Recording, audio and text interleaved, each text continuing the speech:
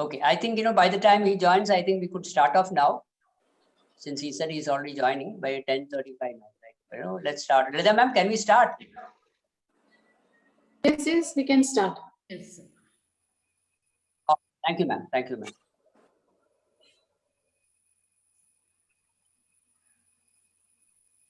Hari Om.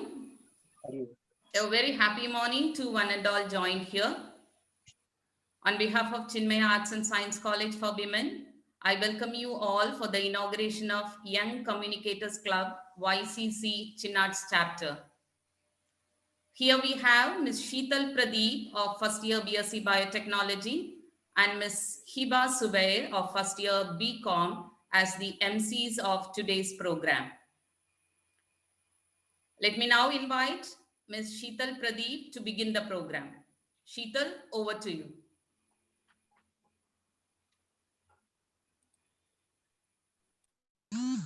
Sometimes you just know it is time to start something new and trust the magic of new beginnings. Hari Om. Good morning to all eminent personalities, principal, faculty members, and dear students to this glorious occasion. We, here at the Chinmaya Arts and Science College, welcome you all to the inaugural ceremony of the Young Communicators Club organized by the PG Department of English and IQAC in association with the Public Relations Council of India. It is a mark of our undying tradition to invoke the Almighty at the beginning of an important event. I now invite Ms. Tirtha Vinod, first year MA, for the prayer. Over to you, Tirtha.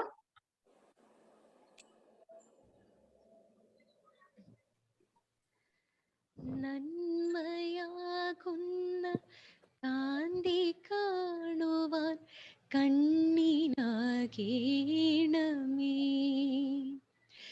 നല്ല വാക്കിൻ്റെ ശീലു ചൊല്ലുവാൻ നാവിനാകേണമേ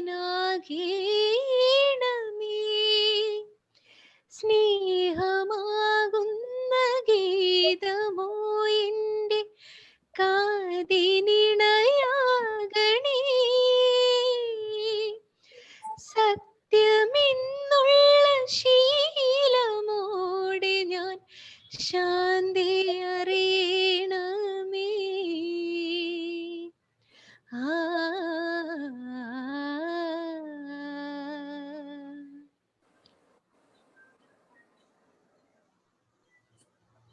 The world, as we all know, has now become a global village. And this rapid progress has not been possible without effective communication. Public relations is a management function which has helped establish and maintain mutual lines of communication, acceptance, understanding, and cooperation between organization and the public. Before going into the formal proceedings of the day, let's take a look at how we came across the thought of being associated with the PRCI through a video presentation.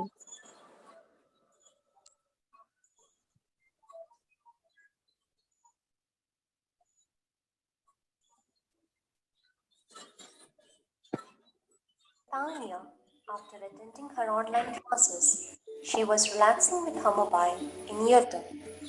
Suddenly, she notices an interesting video which she felt that might help her in future.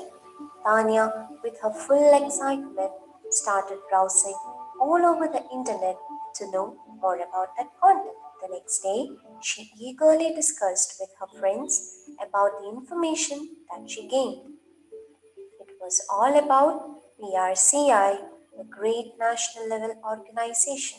Within days, her teachers approached their class with the great news of introducing PRCI to their campus through Mr. Ramsi Menon, Director, YCC, Kerala. Now, let's know more about PRCI.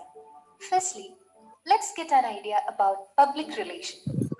Public relations is a management function and is an art and science of managing communication strategically and effectively for a desired outcome.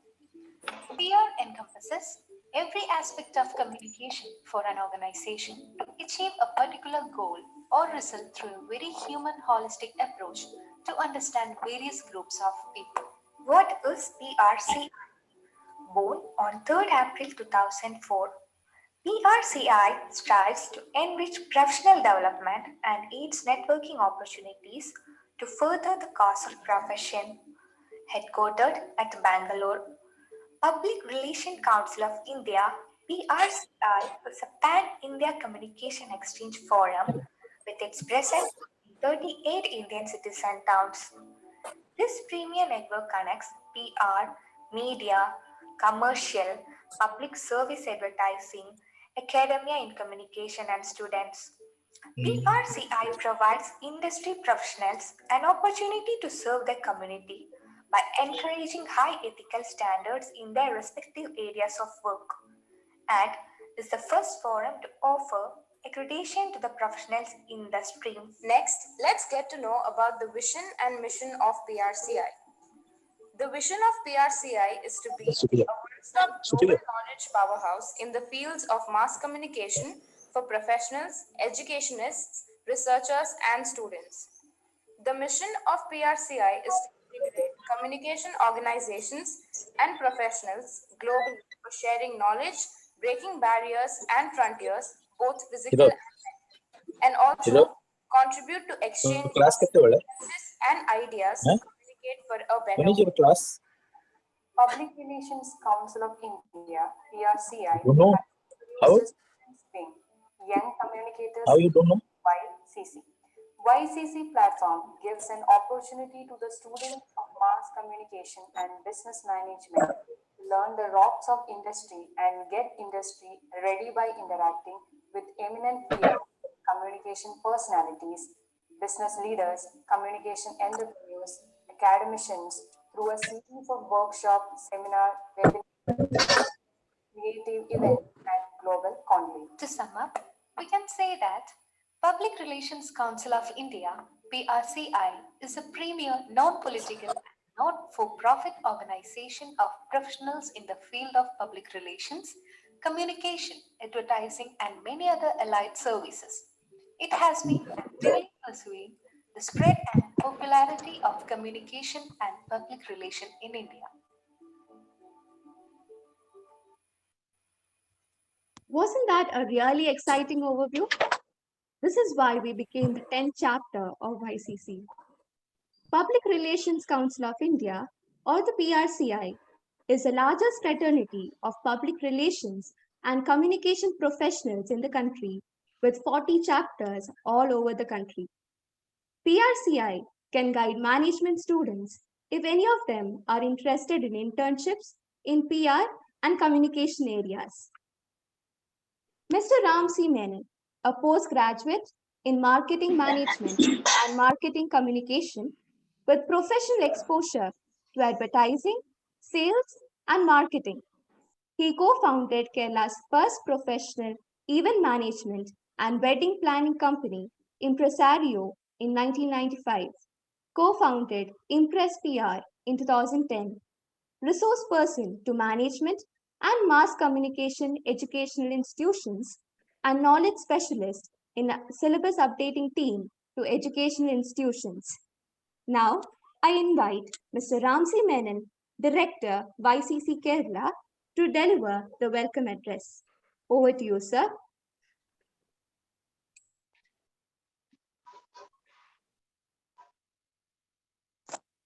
Thank you, Sheetal. Hari Om. Good morning to all of you. Respected Chief Guest of the Day, Srimati Ishmi Roja Ushara Nair, Joint Director, Press Information Bureau. Mr. MP Jairam, the Chief Mentor and Chairman Emeritus of Public Relations Council of India. Dr. C.R. Lalita, Principal of Chinmaya College of Arts and Sciences, Kannur. Dr. T. Vinay Kumar, National President, Public Relations Council of India. Mr. Sajan Raj Kurup, founder of Creative Land Asia, today's keynote speaker. Mr. U.S. Kuti, the Secretary General of Public Relations Council of India, followed by Shanu ma'am, the HOD, and Mahesh Kumar Baliga, the one who connected me to your college. He's actually the secretary of Chinmaya Kannur. Lyra ma'am, teachers of Chinmaya College, students of Chinmaya College, and the other dignitaries. Apart from all these dignitaries, I would also like to welcome the faculty coordinators and HODs and the student leaders of YCC chapters from all over Kerala. Today is a very important day for Public Relations Council of India because this is the 10th YCC chapter in Kerala. And now it is, we can say it's a pan Kerala. We have from chapters from Trivandrum to Kannur. And PRCI is very thankful to Chinmaya Kannur for giving this opportunity. And to get into my official duty of welcoming the chief guest of the day. Who else can be a chief guest for today? None other than Rishmi ma'am, the Indian Information Service Officer, and we have served in the Press and Press Information Bureau and have a very, very illustrious career in such a short time. Ma'am, a hearty welcome to you to this function. Next in the line is actually our own chairman, Emeritus, the ever cheerful and ever energetic, the soul and heart of Public Relations of India movement, Sri MP Jairam. Sir, hearty welcome you. Thank you.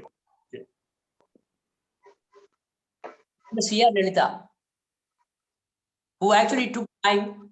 At the same time, she was working on, she wanted to, very keen to have this chapter in her college. And she took a lot of time in discussing with me. She wanted to know all the details, took the details, got back to the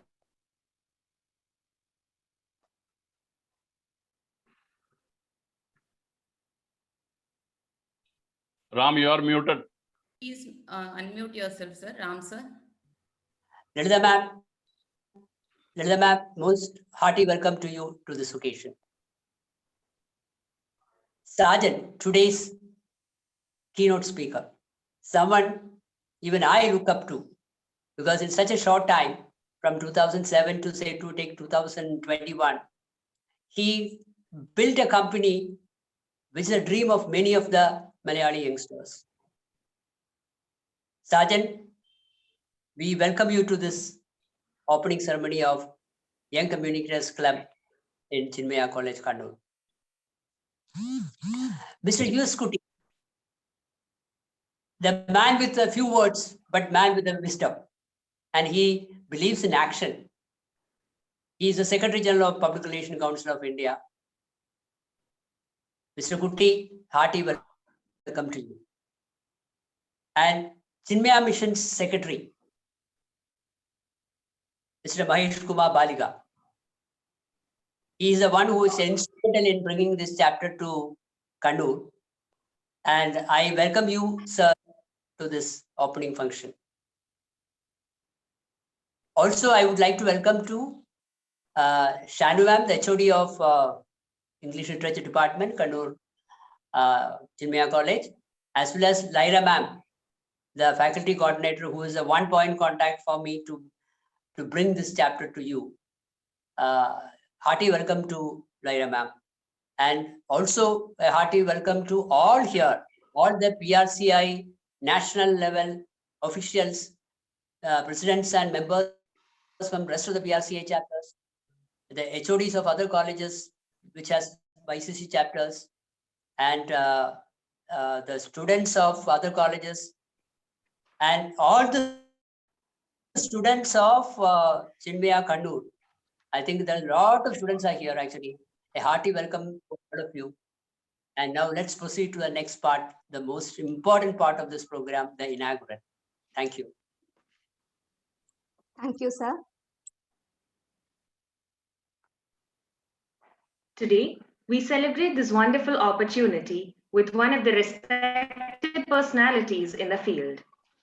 It is with pride and gratitude I would like to introduce our chief guest, Joint Director, Press Information Bureau, Srimati Rashmi Roja Tushara Nair IIS. Prior to this appointment, she was the Joint Director of Doordarshan, Thiruvananthapuram, and had served more than 6 years in the Regional News Unit. She is an Indian Information Service Officer of 2009 batch. It is a pleasure to have you here, ma'am, and I invite you to address the inaugural session.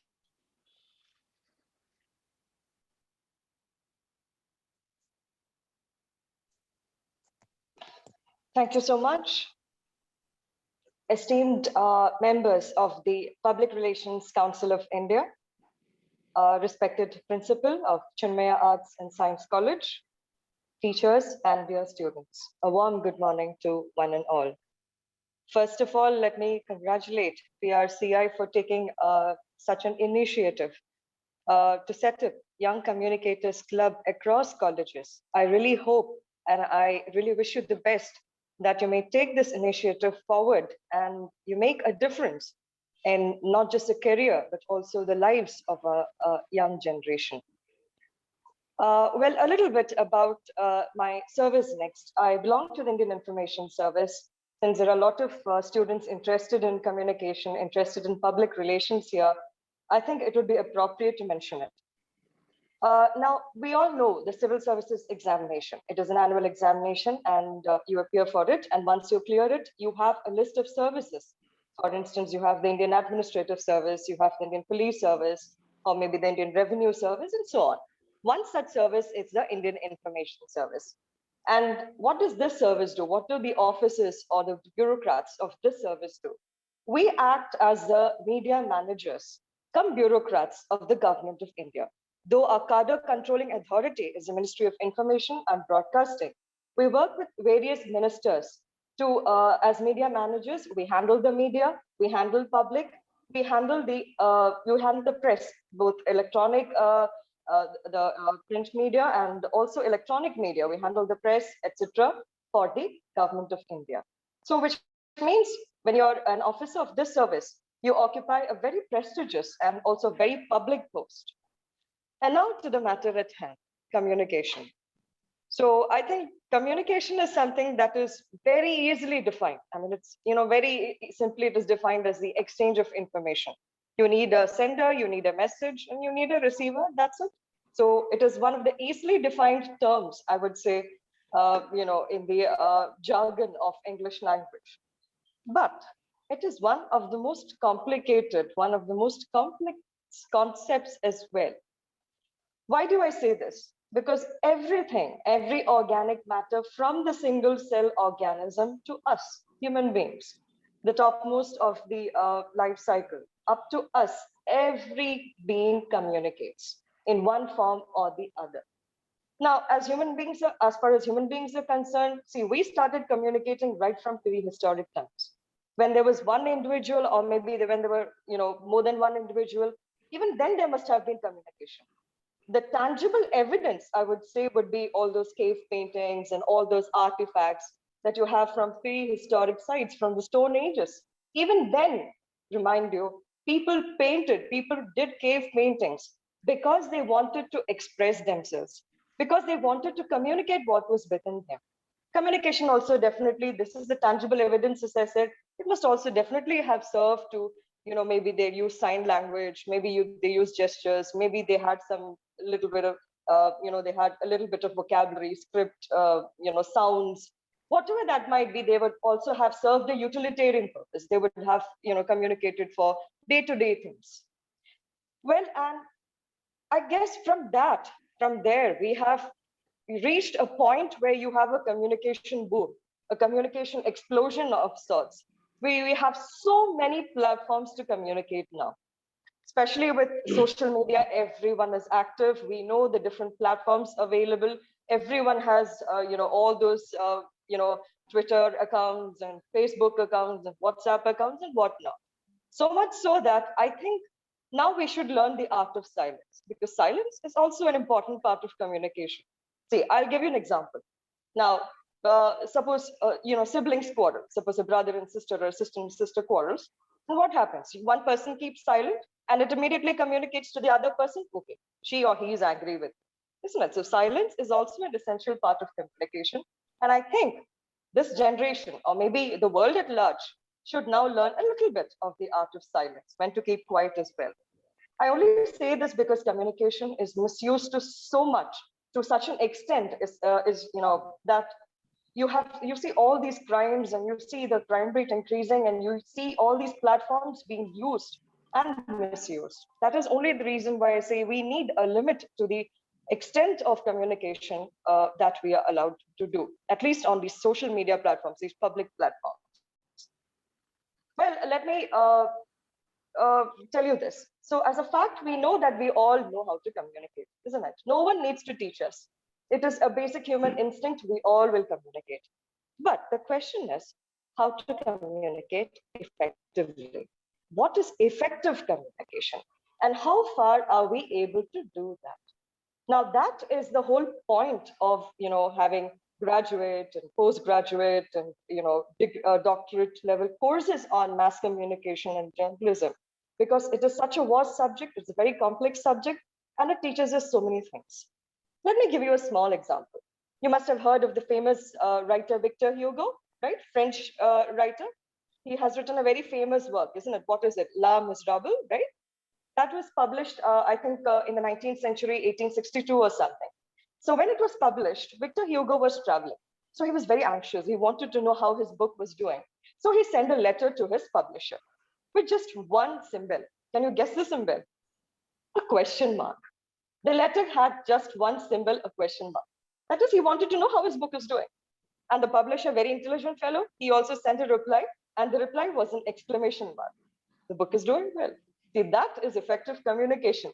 They didn't use words. They didn't even use the alphabet. They just used some symbols of the English language, and they communicated so effectively, of not just English language, of all languages. Well, that is effective communication. Now, as I mentioned, communication includes myriad aspects, and it is not possible to touch upon everything in a session. But what I thought was certain things that helped me in the course of my life to communicate better. So those tips I'll share with you. So perhaps that will help you also improve your communication skills. Well, when I was enrolled in school, okay, I was born in Abu Dhabi, so I joined Abu Dhabi Indian School in senior KG, equivalent to UKG here. So in a PTA meeting, my teacher told my parents, see, Tushara is not communicating at all. She's very quiet. She's not fluent in English. She's doing so well academically, but she's not communicating. So she was very worried. And of course, this got my parents also worried. So they said, now what to do about it? But over the years, I have improved. My communication skill has improved. I've learned to talk not just in English, my mother tongue also, Hindi also. So over the years, it has improved. Of course, number one, I would thank my education and my parents, especially my mother, of course, who made me sit down and write and speak and do things. And of course, my teachers, who gave me such a brilliant education, my teachers and my school. So thanks to that. Apart from that, there are also certain things that I have done over the years to improve my communication skill. And this is something that you can also definitely keep in mind. It might help you in the long run. Number one, speaking. Any language, whether it is your mother tongue or English or Hindi or any language that you might require in the course of your life, any language, you can acquire some amount of fluency only by speaking. We have to speak the language. There is no other way. Now, I was studying in a school abroad, so my students came from various states of India. I had to speak in English. That was the only common language there. But since you are studying in Kerala, all of us know Malayalam, so we tend to communicate more in Malayalam. But if you want because you know that English is a kind of world language. Everyone understands and speaks English at least to some extent. So if you want to improve your skills in that language as well, you should start speaking in it. And the best place to start speaking in English would be definitely your college, isn't it? To your friends, because even if you make mistakes, it's okay. Everyone will make mistakes. So to your friends, it's okay. You can forgive each other. Or maybe to your siblings at home. Or if nothing else works out, at least in the privacy of your bedroom or your bathroom, even, you can speak and you can, improve your fluency. But that is essential, speaking. Now, something I have noticed is, see, I was there in North India during the course of my training and so on. And when you go to Delhi, people have absolutely no inhibitions. Everyone speaks whatever is required. See, I have seen people speak English so fluently that I begin to wonder, whose grammar is wrong? My grammar is wrong or their grammar is wrong? Because they don't have any grammar. But they speak so fluently, so confidently, that you begin to wonder, no, is my grammar wrong? Is my English okay? That is the kind of confidence that they have. And they require it because in Delhi, people come from various states and they need a little bit of English, a little bit of Hindi to communicate. Their communication serves its purpose. What is it? It's not about grammar and all that. It's about communicating. It's about the exchange of ideas. So that is all they're bothered about. They need to sell their products. So they need to, or the auto rickshaw driver needs to communicate with the passenger about the money to be paid. So they just acquire it and they have no inhibitions at all. But us, Malayali especially, we have that inhibition. Should I speak in English? What if I go wrong? What if I make some grammatical errors? We have that kind of inhibition. But remember something. English is something we study right from our LKG, right? We already know the language. And remember, see, I'll give an example. When someone speaks in English and he or she makes a mistake, we immediately know that that person has made a mistake, even if we speak fluently or if we don't speak fluently. Now, same thing applies to us also. Suppose we speak in English and we make a mistake. The next moment we know, oh, I have made some mistake. But that is because we have learned the language and the grammar is already internalized in us. We have already internalized the grammar, which means we just have to speak, and as we go, we need to correct our mistakes. That's it. So speaking is the number one thing that you can do. Number two, writing.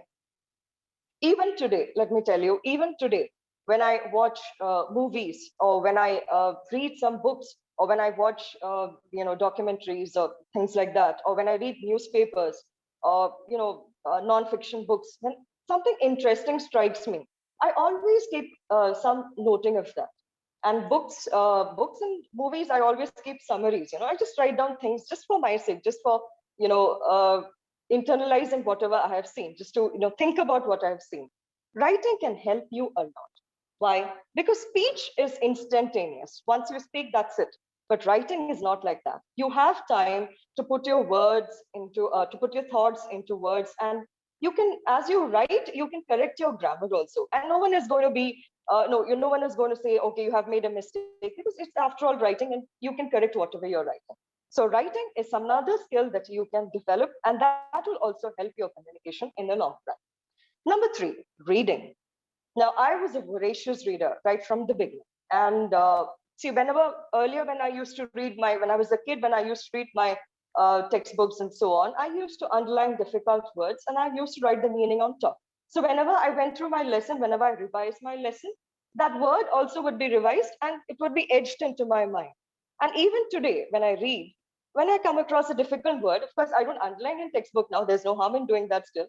But I don't underline in the book concern. I just write it down somewhere and I find out the meaning and I note it. And then I go back to that word, so that it is there in my mind. So this is something that you can do. It has two advantages. Number one, see, when you are speaking and when you're writing, that is coming from you. Whereas when you're reading or when you're watching something, be it a movie or a documentary or whatever, it is someone else speaking to you. So you can observe what others are saying. Or if they're communicating effectively, or if a person communicates effectively, why is it so? I mean, what is the communication aspect that about that person that impressed you? So these are things that you can keep in mind next time you read or write something, or watch, read or watch movies or whatever. So now I will come to the next point. Number four is phonetics. So what is phonetics? It is spelled Phonetics. Phonetics is, before I come to phonetics, I think I should give you an example. Now, English is a very strange language. Now, suppose in Malayalam we write na. It is pronounced in only one way, ana. The alphabets and the sound are the same. But in English, suppose I take the alphabet A. Okay, let's take the word A-P-P-L-E. How is it pronounced? It is pronounced apple. So the alphabet A has the sound A, apple, right? A sound. Now let's take another word, A-U-C-K-L-A-N-D. A-U-C-K-L-A-N-D. It's a city in New Zealand, right? How is it pronounced? It is pronounced Auckland. A sound is pronounced as O in that. Now let's take another word, A-F-T-E-R. How is it pronounced? After. Now A has another sound in that, ah, which means one alphabet has so many sounds. And that is the problem with the, with learning English language. It is not very easy because we are taught the alphabets and each alphabet has so many different sounds. So pronunciation, learning pronunciation becomes difficult. That is where phonetics comes in. Phonetics is the study of the sound of the language. Now, when you study English phonetics, you learn that English language has 44 phonemes or symbols or sounds. Okay, 44 phonemes, that's it. Just learn 44 symbols and you're set for life. You know how to pronounce the language. I would, when we learn this is learned only when, see, I'm an English language and literature student. I learned this when I was doing my BA final year. That is when we learn. And I've always thought this is something that must be taught right at the school level. Because when you come across a difficult word, immediately you go to the dictionary and refer to the word. But to know the pronunciation of a language, or to know the pronunciation of English in specific, that is extremely difficult. And there is a handbook for that, you know that? It is called Daniel Jones's English Pronouncing Dictionary. It's an English pronouncing dictionary by Daniel Jones. You just have to go to this book. You have doubt about the pronunciation of any word, you go to the book, check it out. It's as simple as that. So my advice would be to the teachers who are attending this session, to the students who are attending this session, devote at least 5 minutes of your time to learning phonetics, to learning the sounds of English language, because that will improve your pronunciation to a great extent. See, even English people don't get the pronunciation right, mind you. So which means there is scope for improvement in them and all of us as well. So if in case, nothing works out, if your teachers are not teaching you, or if it doesn't work out, we have Google with us. It's very easy, just 44 sounds. It's not rocket science. You can easily Google, you can learn the sounds. And once you learn it, you can easily learn the pronunciation of every word in the English. Now, Google is something we all use, isn't it? Even I use Google. Yesterday I was Googling interesting stories to tell when you're talking about communication, because the stuff was so long that I didn't get the time to go through it. But still, you Google everything. So this is Googling this would be definitely a very good way of spending your time. So definitely Google if your teachers don't teach you, and learn phonetics. That will help you in the long run. Next, let me come to listening, observing. Listening is also a very important skill of communication. See, when it's people in live action, and when you're listening to people, when you're observing people, that is something different. How people react to things, how people talk, how people, how people use words. All these things can be understood by listening and observing. It also helps you understand people's character. That apart, it will also improve your communication skill. Next thing is speak with conviction, speak with confidence. That's very important. Now, I'll give you 3 names, okay? EMS Namboodiripad, Winston Churchill, Joe Biden. Can you tell me what they had in common? I mean, I'm really sorry that we are speaking on Zoom platform. If this was a live session, I would have definitely asked you these questions and it would have been interactive. You could have responded, but we are limited by a platform. So in any case, what did they have in common? Any idea? They all stammered. They all had a stutter. And look at where they reached in their lives. All these people are considered good speakers, good orators. Once someone asked EMS, do you always stutter? And he said, no, just when I speak. He was that confident a person. Do you think they didn't face any kind of ridicule or no one made fun of them when they were a kid? Or for that matter, when they were an adult? Lots of people would have made fun of them. But still, they had the courage, they had the conviction, the determination to overcome that. And look at where they have reached. Can you believe the American president had a stammer once? And look at how he speaks now. Even, I remember seeing that movie, Susudi Valmikam in Malayalam. It, portrays a lot of those, the problems faced by such people in such a brilliant light. And we people, most of us, we don't have any such problem. And still we take it all for granted. So it's just a matter of practice. With time, everything will come about. Only by speaking can you improve your language. Only by practicing how to speak, can you improve your language. And with time, you have to develop conviction and confidence that will only come with speaking more and more, writing more and more, and so on. My seventh point would be hard work and determination. Now, let me give you my example. Even this speech, it might look very spontaneous to you, but I practiced it a lot of times before coming and speaking before you. Whenever I get the time, if I get the time, I always make it a point to practice what I speak, because that will help you. And do you see, look at the kind of speaker that Barack Obama is. We still remember some of his slogans, yes, we can, and so on, and how brilliantly he spoke. Do you think he spoke like that when he was a kid? Definitely not. This is a skill that through his hard work, he must have acquired over time. He must have, the tips that he would share with you would of course might be different from that of mine.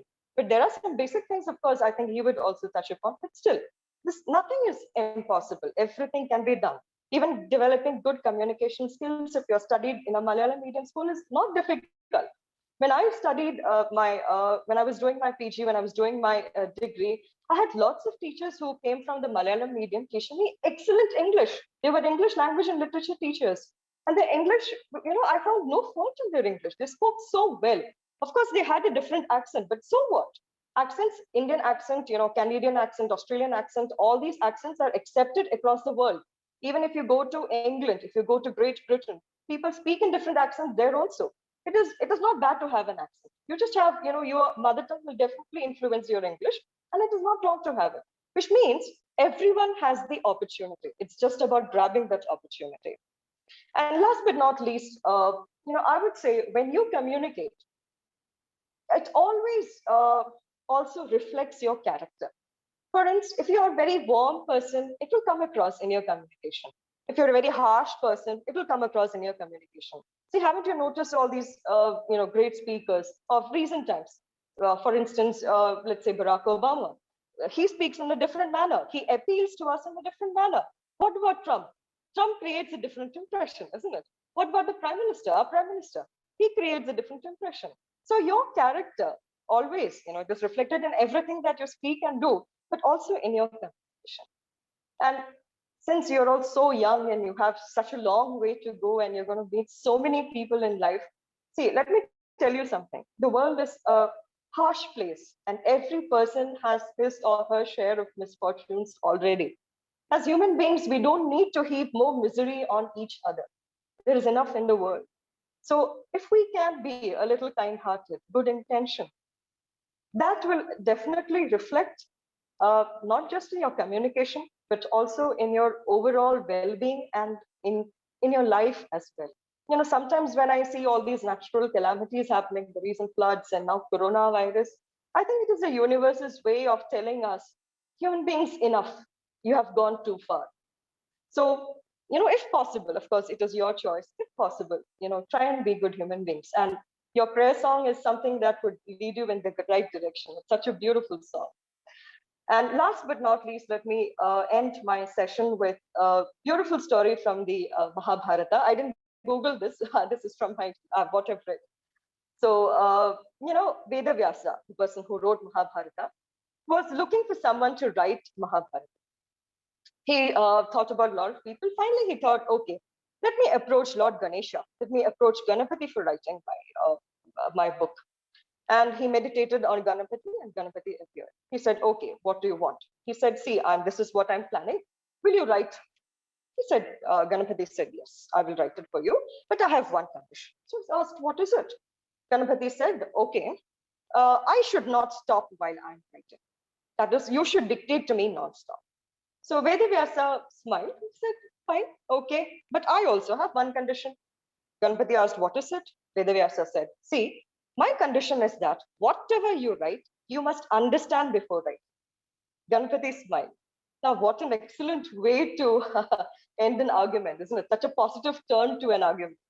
So with that, I officially announce the inauguration of the Young Communicators Club. It is my extreme privilege and pleasure to inaugurate the club in Chinmaya Arts and Science College. I really hope that the initiative is taken forward and you benefit from it in the long run. So the best of luck to all of you. And thank you so much for having me here. God bless. Bye. Thank you, ma'am, for your motivating words. Now, let me invite all the dignitaries and participants to virtually join us as we light the auspicious lamp to mark the beginning of the YCC Chinmaya chapter.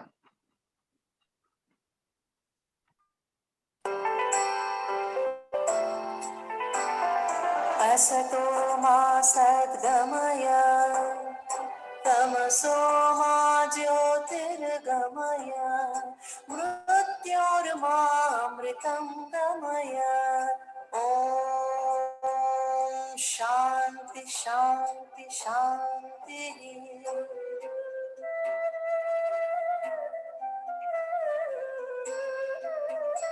Asato ma sadgamaya, tamaso ma jyotirgamaya, mrityorma amritam gamaya. Om Shanti Shanti Shanti.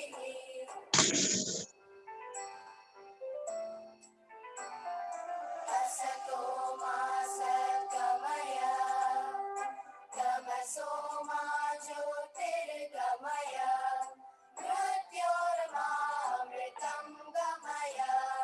Om Shanti Shanti Shanti.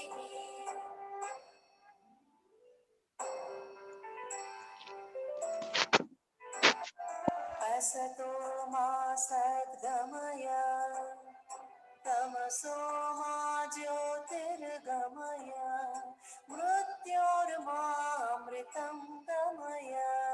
Om Shanti Shanti Shanti.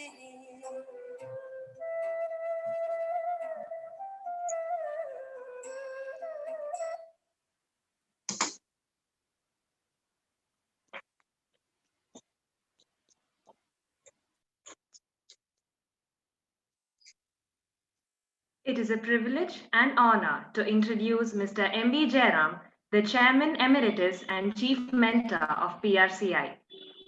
He was the Director, Corporate Communication of Karnataka Power Corporation. He was a press advisor of S.M. Krishna, the then CM of Karnataka. He is a veteran in PR and communication and presently is a PR advisor of NTPC. Over to you, sir.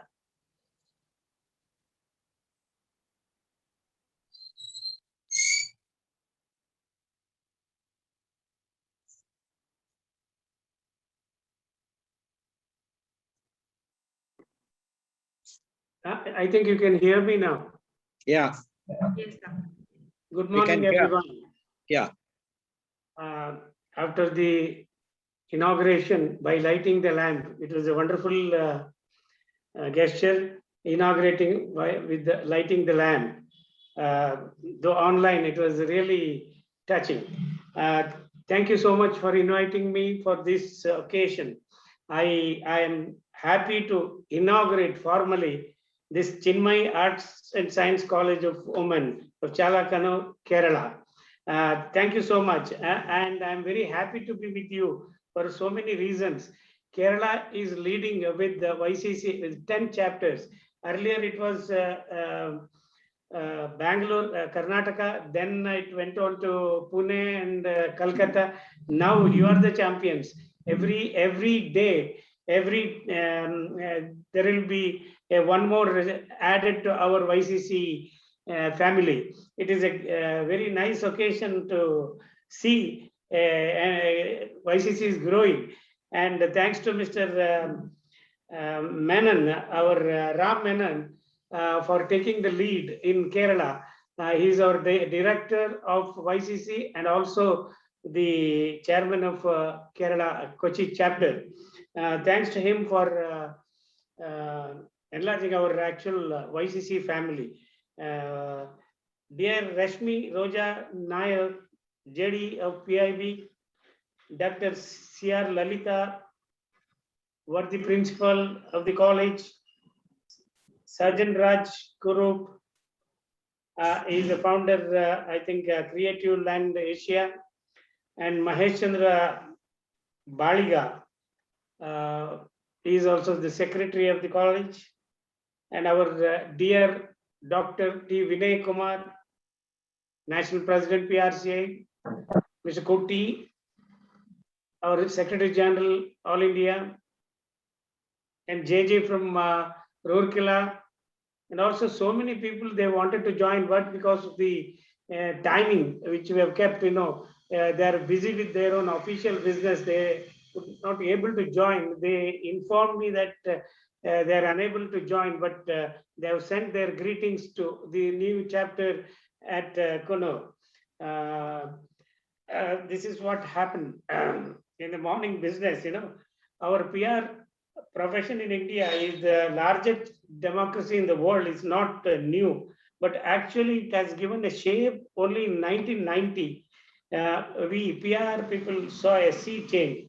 This particular period coincided with the advent of new media and communication technologies and new inventions such as satellite-based communication and digital revolution, which breached both physical and political barriers. Vibrant media, information, communication, and entertainment ICE sector acquired a new change and expanded. The vibrancy of this IEC sector is reflected in the emerge of thousands of training establishments in universities and private academies, which offering training in journalism, film and TV production, advertising, PR, communication, research, and variety of other communication branches. While such expansion of training in different fields of communication is a welcome development, there appears to be a gap. This gap related to a lack of opportunity for teaching faculty to work in ICE related industries and for the communication professionals to exchange places with the teaching staff. A big effort is needed for facilitating to exchange of the people working in these two fields. Another gap in the available training program noticed in the relatively lower priority according to the PR in the scheme of things. The content of training programs in India is also greatly handicapped because there appears to be dearth of Indian specific teaching material relating to PR. This much needed resources could only come out through collaboration between the business and their PR wings, researchers, and academia. Thus born the PRCI. Actually, we were born in 2004, March 2004, April 4th. So since then, we have our Sheetal has already informed you. We have now 40 chapters across the country, and our networking has gone out of the country. Also, we have 4 chapters in Bangladesh, Dubai, and also in Nepal and Sri Lanka, and many more to come.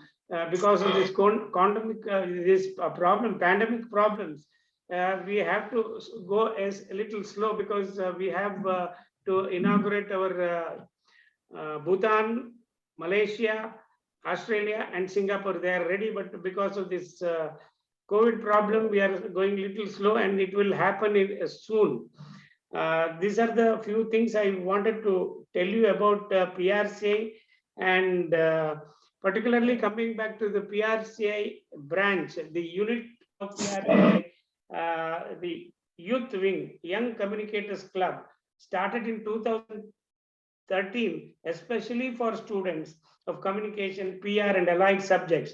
The prime objective of this professional forum is to leverage a rich experience and domain knowledge of PR professionals for the benefit of the students. The aim is to make the students not only to get exposure and first-hand experience in PR and corporate communications, but also to make them responsible citizens and effective communicators. PRCI has taken laudable initiation of handing over the baton to the students as a gesture of its social responsibility. PRCI now has more than 50 YCC units spread in many states of the country. The aim and objectives are effectively and regularly communicate with purpose and responsibility towards a better society and bringing accountability in leadership. This is very much important. The reason for having YCC in almost all the places to make them the next generation to lead us. We must focus on enhancing an understanding of what communication profession is all about, building relationship with public and an enterprise that goes beyond publicity. We have to determine what we are, what we do, our value system, our proposition, etc., perspectives, etc. To break our value system, our value perspectives, and to break from cluster and shine above the competitors. We must cultivate a power of we have to cultivate the power of mind mapping, power perception, power of focus, power of learning, and power of improvement. When we acquire about the brand of the profession, whole lot of people express good of the profession. What lot of people express good feeling about us. This is what all about. Hence, the answer for all this personality development, branding our profession, branding ourselves to get ahead of in this competitive environment. Why I tell, you may be knowing our own ex-president and our own people like Amitabh Bachchan or Aishwarya Rai or Tendulkar. They brought some kind of branding in their own field. You may not be a master of all arts, but they have cultivated in one particular subject. They have mastered. Or I always tell the students about this. You have to excel from others, particularly our PR and communication students. You have to excel from others. You have to be a model for others. Then you will have a good place in the marketplace. You will be recognized by others. For this also, we have brought some of the exams in PR, our PRCI. That I think our National President Vinay Kumar will tell you in the due course. Branding is everything for personal development. Each member of the company or PRCI or institution or anything, this particular image will go up of the, if you are a branded soldier, the particular company's image will go up, and people will recognize not only the they will recognize even your college or your institution, wherever you are working, etc. In my opinion, all of us have to become branded soldiers to create an impression and get immediate attention of the marketplace. Therefore, you need to be a person with whom others can enjoy being with you and accept you to do business with them in their mind of exception alone. Above all others. That's what I told you, and give the example of our past president and Mr. What do you call, Aishwarya Rai, or see, when you think of Mr. Tendulkar, what do you think? His style of batting, his way of moving, and he would have done many more centuries, 100 plus. But when he goes for batting, everyone knows that he is going to get a century this day. That kind of confidence we all had in him. Like that, our PR people are communicators. When you come out, people will see you that, oh, this guy, definitely he will do justice to my organization. This kind of, confident you must bring in your management and your school, wherever you are. For that reason, you need to get certain pakka, preparations. That's why you people go to such colleges like maybe Chinmaya Arts and Science College to get a good knowledge. See, there are a lot of difference for education and knowledge. What education you get inside this thing in the vicinity, it is different than the knowledge. Knowledge you acquire by listening to your professors, listening to and seeing the surroundings, everything. That is knowledge. That knowledge you will attain from such colleges, the good college educational institutions. And when you come out, that certificate which you have, that is only for the entrance certificate to get into some of the field. But actual practice, that you will get it from outside. When you come out of the college, you are blank. The big world you will see, but you'll be, in a shock. Whatever you study is different, and the practical knowledge is different. That kind of practical knowledge, we thought we will give it through PRCI and YCC as a branch of our PRCI, and we have started a lot of courses which will help practical knowledge. We have one particular team, our team of experienced officers who have served companies for more than 30 plus years. They have got very good knowledge, practical knowledge, and they are ready to train you whenever you require some kind of help from them. They will come and help you to your place. If you just tell our in charge nodal officer through your college, definitely they will come. Of course, you may have to take care of their to and fro and some accommodation and all that, nothing otherwise.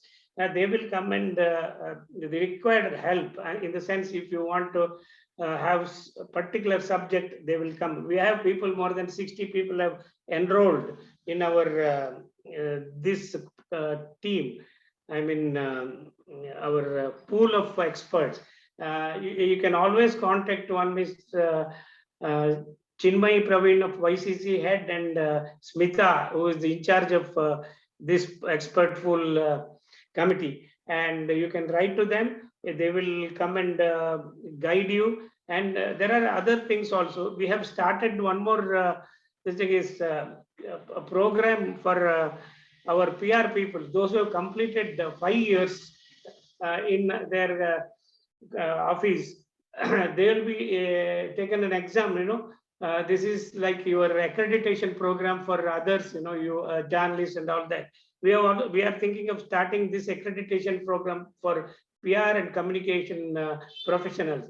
Those who have completed 5 years can take the examination. It is an exam like what you have now. Very strict exam. There are experts going to take the exam, and they will be given APR, Associated in Public Relations, and FPR. Those who have completed 20 years, they will be given fellow in PR. This is very, very important.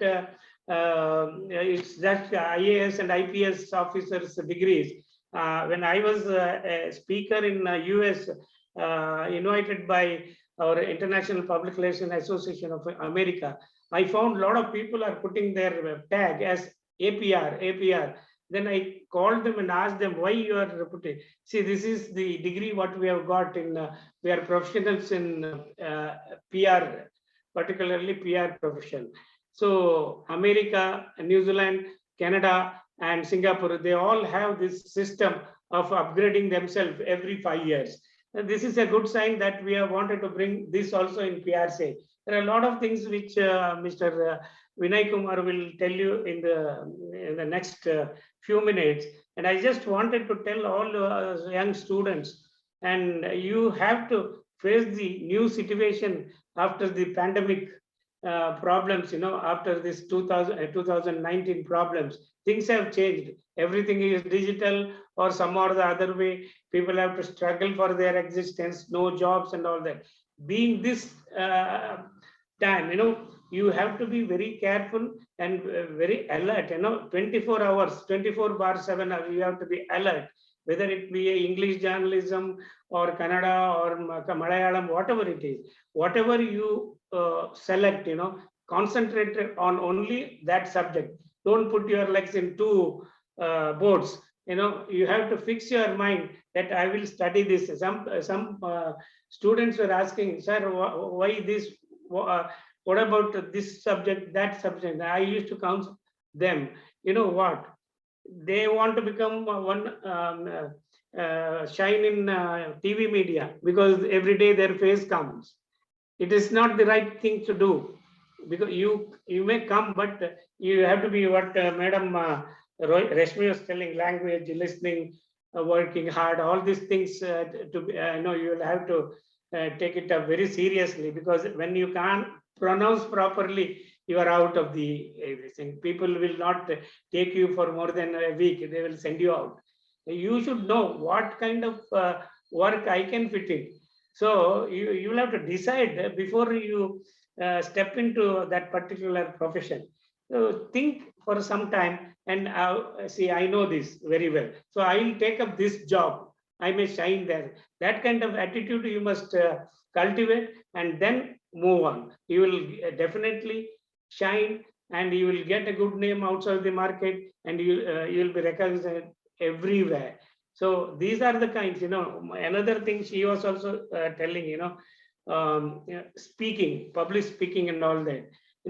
You have to be very careful when you speak. You have to think twice whether I have to speak, whether it is the right place to speak, whether I can speak or should remain calm and listen to others. If it is required only, you speak. Once you omit something, you can't eat it back. It's gone. So be careful. Whenever required only, you journalists, you people, communicators, you PR people speak. Otherwise, just listen and decide yourself. Thank you so much. Wish you all the best, all the YCC students. You have got a good future, and sometimes you become an ambassador or something. Please remember me and recognize me whenever you meet me or something like that. Good luck and best wishes. Thank you so much. Thank you, sir, for your inspiring words. Now, I would like to invite our principal, Dr. C.R. Lalita, to speak a few words. Over to you, ma'am. Good morning, one and all. Chief guest of the day, Ms. Reshmi Roja Tushara Nair. Esteemed guest, Mr. Sajan Rajguru. Distinguished guests from the Public Relations Council of India, faculty members, and dear students. I am exceptionally happy to address all of you today. YCC, an initiative by the Public Relations Council of India, has opened its chapters in various prestigious colleges. And on this day, our college, Chinmaya Arts and Science College, Kannur, has the honor to be the 10th chapter of YCC in Kerala. This initiative will tremendously benefit the young, brilliant, and aspiring leaders of tomorrow. After all, being a great leader and being a great communicator going hand in hand. Effective communication will help you to avoid misunderstandings, thereby helping you to grasp the real meaning of what is being communicated. Besides, effective communication plays a crucial role in developing one's interpersonal skills, be it for personal relationship or that of work. However, many people find it difficult to know where to start or how to improve their communicative abilities, even though they know that they have a problem in communicating effectively. Of course, some of the easiest ways to develop communications are by listening, studying, and understanding non-verbal communication. Managing emotional awareness and developing questioning skills can also benefit tremendously. Then again, haven't you heard? A good smile can easily attract people and help you break the ice. So if you smile and stay cheerful, people are more likely to respond positively to you. Also, keeping an open mind and maintaining a positive attitude can easily establish good relationships. So let us all keep a cheerful and positive approach and begin our journey with YCC. I thank Mr. Ramsi Menon for introducing YCC to our institution.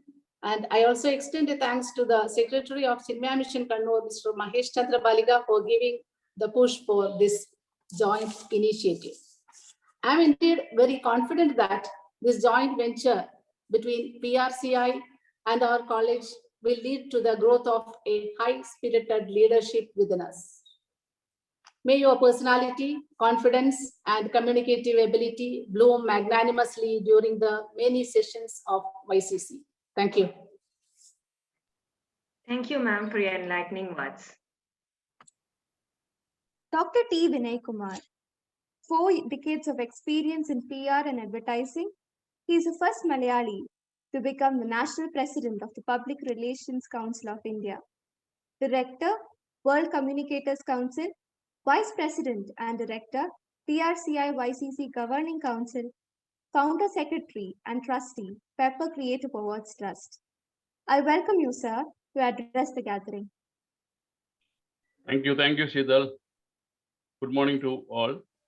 Public Relations Council of India, with the motto of communication for a better world, has reached 40 destinations so far in India. The Youth and Students Wing of Public Relations Council of India, YCC, is anchoring in Kerala with its 10th chapter. Last week, we had an opening at Amity University campus. YCC has started there, the prestigious university, you know. So we are reaching every nook and corner of India with our YCC to all the colleges and universities. We are getting a lot of inquiries, even from Kerala, from different parts, because I think the news of this starting of YCC in colleges, you are sharing it to in your groups and to other colleges. We are not able to accommodate all the chapters because we have limitations. We are getting a lot of inquiries, I should say. So we are going in a very slow and steady pace of starting new YCCs. Actually, this Chinmaya College YCC, with the support of Dr. Lalita, the principal, and Mahesh Baliga, the secretary, we could start. Now we have decided to not to start more chapters recent. I mean, in the present this thing, there will be a gap of this thing, because we are getting inquiries and requests from all over India, as you know. So coming back to the YCC, YCC actually is the Student and Youth Wing of Public Relations Council of India. We have several programs for YCC. We are having an internship and training division for YCC. We have already completed a 1-week program, 1-week certificate course. We are also coming out with a lot of diploma certificate courses in association with the university. And we have a publication division. Already we have published 1 book. Another book is in the offing for the journalism and the communication students, because they lack a lot of study materials now. So we are having training sessions, workshops, seminars, programs throughout the year. And the major program of PRCI and YCC is the Global Communication Conclave, which is happening every year in a city of India. This year, it is going to happen on September 17th and 18th at Goa. A lot of deliberations will take place, a lot of training sessions, a lot of interactions, a lot of panel discussions on the developments of communication and the latest techniques. People, the speakers, the resource persons will be from India and also from abroad, experts and very experienced people. So I request you not to miss this opportunity. We have special concessional rates for the students. I expect a batch from Chinmaya this year. So coming back to our inauguration, today our main speaker, I mean the inaugurator, Rashmi Roja Nair, she gave a very wonderful speech, touching upon all the aspects of communication. The communication as well as the body language also is very important in communicating. She made it in a different way and approach. So as a communicator, because without communication, nothing will happen.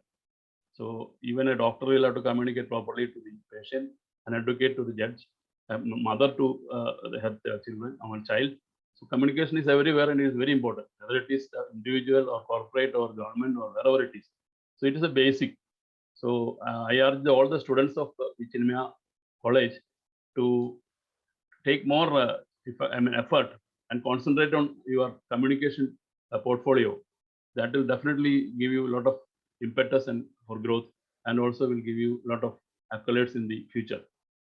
I also would like to acknowledge the presence of our senior leaders, Mr. Ravindran Keshavan, our Senior National Vice President, Mr. CJ Singh. Ravindran Keshavan is from Hyderabad.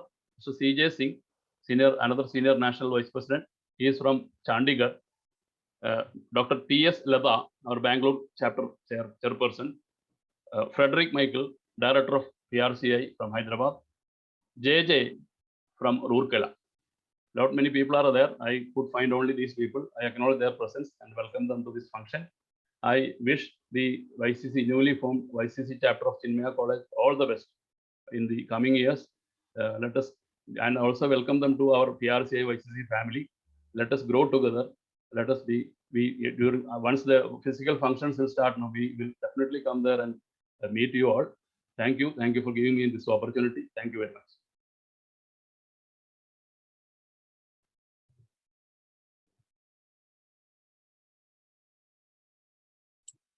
Thank you, sir.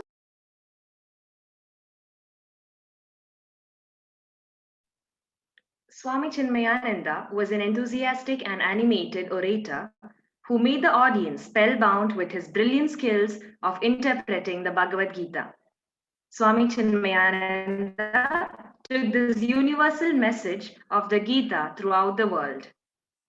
Bhagavad Gita classes in our institution has always helped our students for their holistic development, which is not just about spiritual development, but also creating leaders with vision.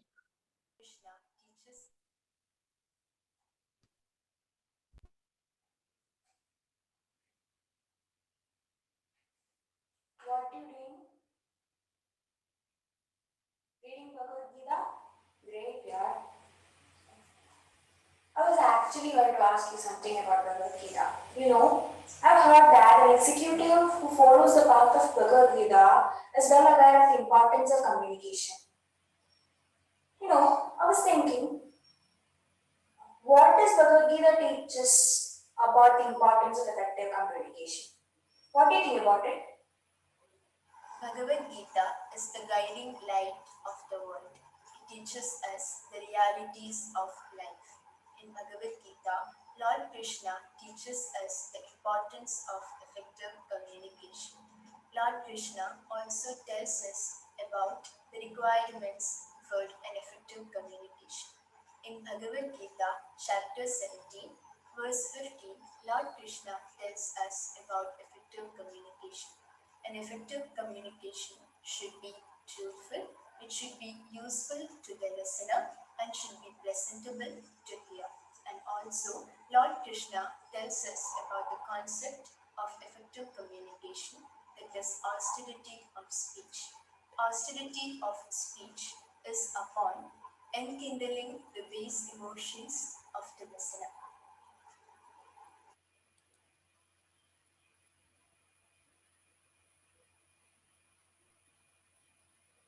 Mr. Sajan Rajguru, founder of Creative Land Asia. He's a creator, entrepreneur, investor, and technology enthusiast. Sajan Sir is the founder and creative chairman of independent communications company, Creative Land Asia, and the founder and principal investor at Venture Land Asia.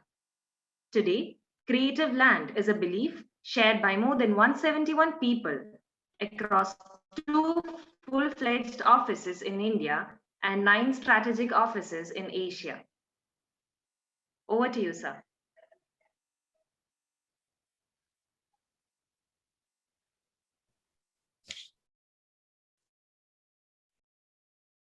I hope you can all hear me.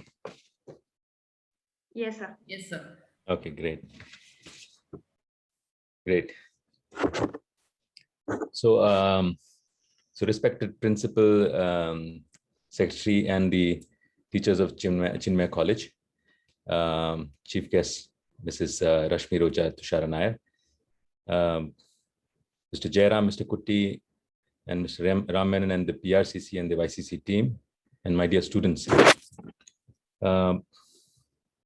It's an incredible honor to be here with you, and I'm very excited to share a few words about the state of where we are right now. I know that one of the things that you wanted me to speak about was the advent of platforms like Clubhouse and how the entire communication landscape is sort of changing.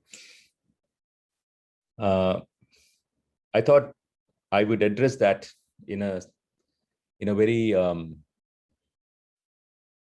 in a slightly more broader sort of way, and I have a short presentation for you. The context of the presentation is comes from the fact that, something very endearing and at the same time very sort of slightly disturbing that happened to me. I have a daughter who's 11 and a son who's 8, and they both came up to me, and in the wake of the pandemic, when suddenly we realized that everybody has to be home and we are going to be all stuck in this thing for a little while, my daughter came and asked me something, and she said, Papa, why did this pandemic have to come right now?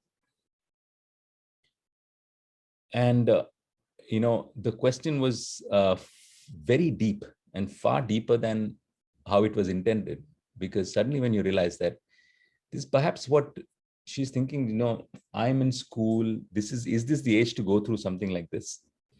And I've seen this practically happen to a lot of people. I mean, I understand, some of you who are in college right now, these are your best years. It's incredible time to be there. And suddenly here is a pandemic, here is a time in life that sort of comes in, and it's not anything like what any one of us is used to. Same thing would have is happening to a lot of people who probably have set up business, or somebody who's been really doing well. Imagine somebody who's on the cusp of doing something amazing and this happens, right? For a country which is pretty much right in its chrysalis, something like this happens, right? And that's when I said that, okay, the backdrop of how we are going to be, how I'm approaching this is going to be very different, considering where we are in the space that we are in right now, as compared to how I would have addressed this in any other time. So I'm going to project a short presentation first, and then if I can be given the host can enable participation, me to sort of share my screen. Sir, great. It's enabled, sir. It is? Okay, one second. Amazing. Thank you so much.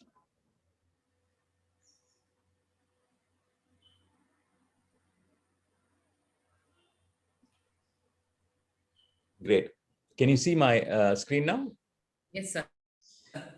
So this is what I want to really talk about. When you look at the communication landscape, right?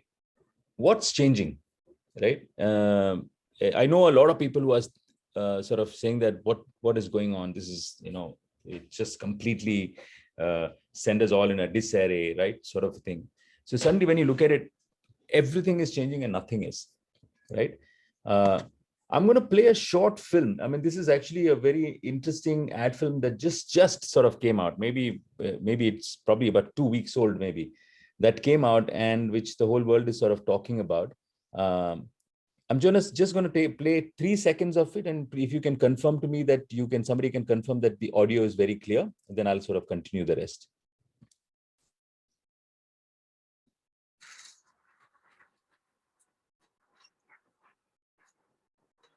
Is it clear?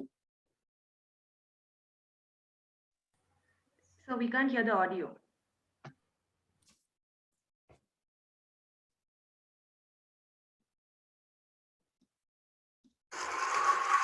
Can you hear the audio here? Yes, sir. You can hear the whole thing?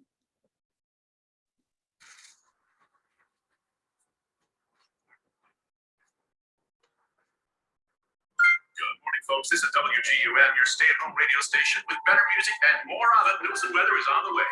And this just in, we are back. We can see people again. How about that? I can't believe it. News is on the way. We'll learn more in just a moment. I can't believe it. There were nights when the wind was so cold.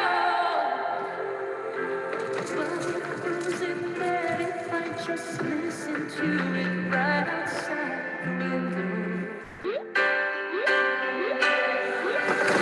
I've been crying in the instant that you left, and I can't remember where or when or how. And I banished every memory you and I had ever made.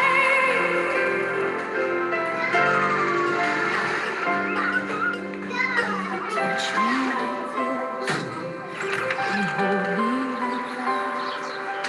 I just want to believe that it's all coming back to me. It's all coming back. It's all coming back to me now. There were moments of gold and there were flashes of light.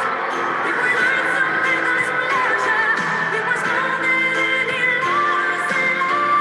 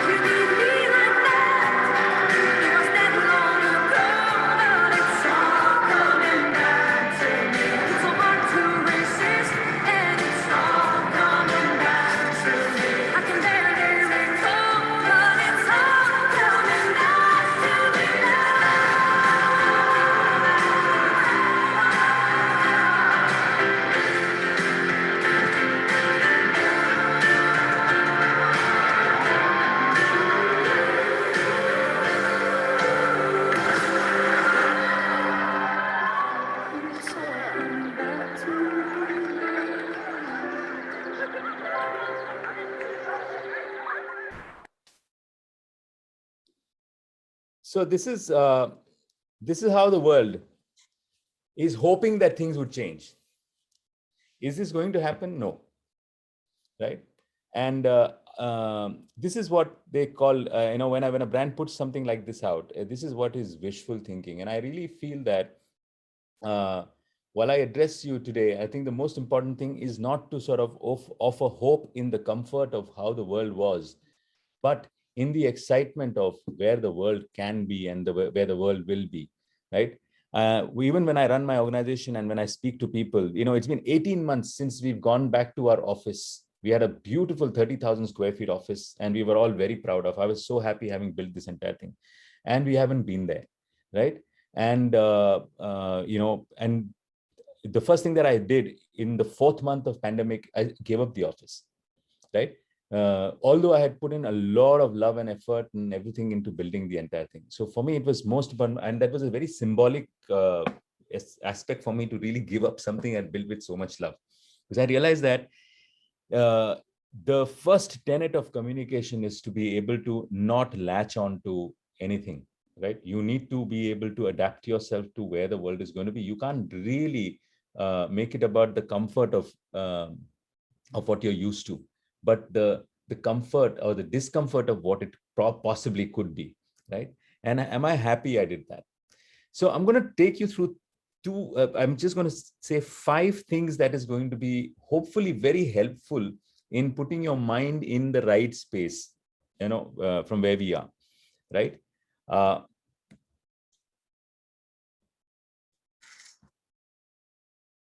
Look at these 5 things that are happening. This is absolutely going to happen and you will be experiencing it.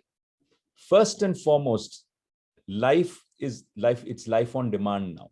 It's real-time delivery meets real-time consumption, right? So if you look at the world, right, there is no inadvertent plan. No one has a plan, right? At this juncture, most governments don't have a plan, seemingly, right? Most businessmen don't have a plan. Most people who look like they're very confident and they have a plan are completely, they're taking you for a ride. We are all in the same boat. And there is no real plan except for the one thing. And, if you look at the entire thing, everything is, if the way the world is now being laid out, and it's going to be very visible in the way the world is panning itself out, right? Look at everything, right from content to anything. Everything is going to be on demand, right? There are so many choices. Everything's on a single click. And with the whole rise of the pandemic, you've seen that from entertainment to online learning to healthcare, everything is a choice, right? Look at the silver lining of it. Schools were shut, many things were off, but today you have the option, including the personal option, when you're doing online classes, whether you really want to pay attention or not. Earlier, you were actually going to be in a captive school in an environment where you at least had to pretend that you were all paying attention, right? Now you're suddenly going to be sitting at home, and now you have the choice of really, really being honest with yourselves or dishonest. That is the level that's happening. And when I look at it from an advertising point of view or from a business perspective, everything is real-time delivery, right? And it's real-time delivery sort of needs real-time consumption. So when I look at it, there is a certain quantumness of existence that is there as far as businesses are concerned. So this is going to be the first tenet that you have to be really embracing of. The second part, hyperlocalization, right? We have to be comfortable with the fact that everyone knows everything. There is this utopia of big brother experience and the realization that we have to get comfortable with it, right? Today, more and more, Google knows where you are. Zoom knows how many meetings you're having, right? Your apps pretty much know your purchase behaviors better than you. Facebook knows who your friends are, how often you speak, right? Twitter knows your exact emotion. The other day, I was telling somebody at the Prime Minister's office, and I was saying that, the funny part is that every time something happens, right, first thing that we do is we go and actually put it out on Twitter, which basically means that Twitter Inc. has a chronology of exactly what has happened in the Modi government, minute by minute. And we don't even look at it in that perspective, right? You're actually giving it all to them. They have a log sheet better than you have. You may not know what you've done in the last 5-7 years. They have a complete log of it, right? And when you look at it from our own perspective today, the moment you're using Google Maps, you're going from one place to the other. It's quite funny because when you use Android phones, after a while, it tells you, are you ready to go home, kind of a thing. There's a predictability thing that also comes into play. So it already knows where you live, what time you possibly can go home, right? If you watch, there's a very interesting show that's there on Netflix, which really talks about how some of these social media companies are creating dummies of all of us, right? Which basically mean that they have a dummy called Sajan Rajguru, because they're collecting all the data from all the apps from me, and they know exactly how I feel on most days, right? They know when I probably travel, how many times I would have traveled in the last 12 years. They probably know what I'm ordering. So they're able to serve me ads saying that, okay, there's a good chance that at 1:30 in the morning, he's finished all his work and he does not know what to do with himself. And he might just spend 3,000 rupees buying one, some little, he seems to like gadgets. So let's serve him a gadget ad, right? Let's show him one new pair of, some sort of headphone or something like that. He'll buy it, right?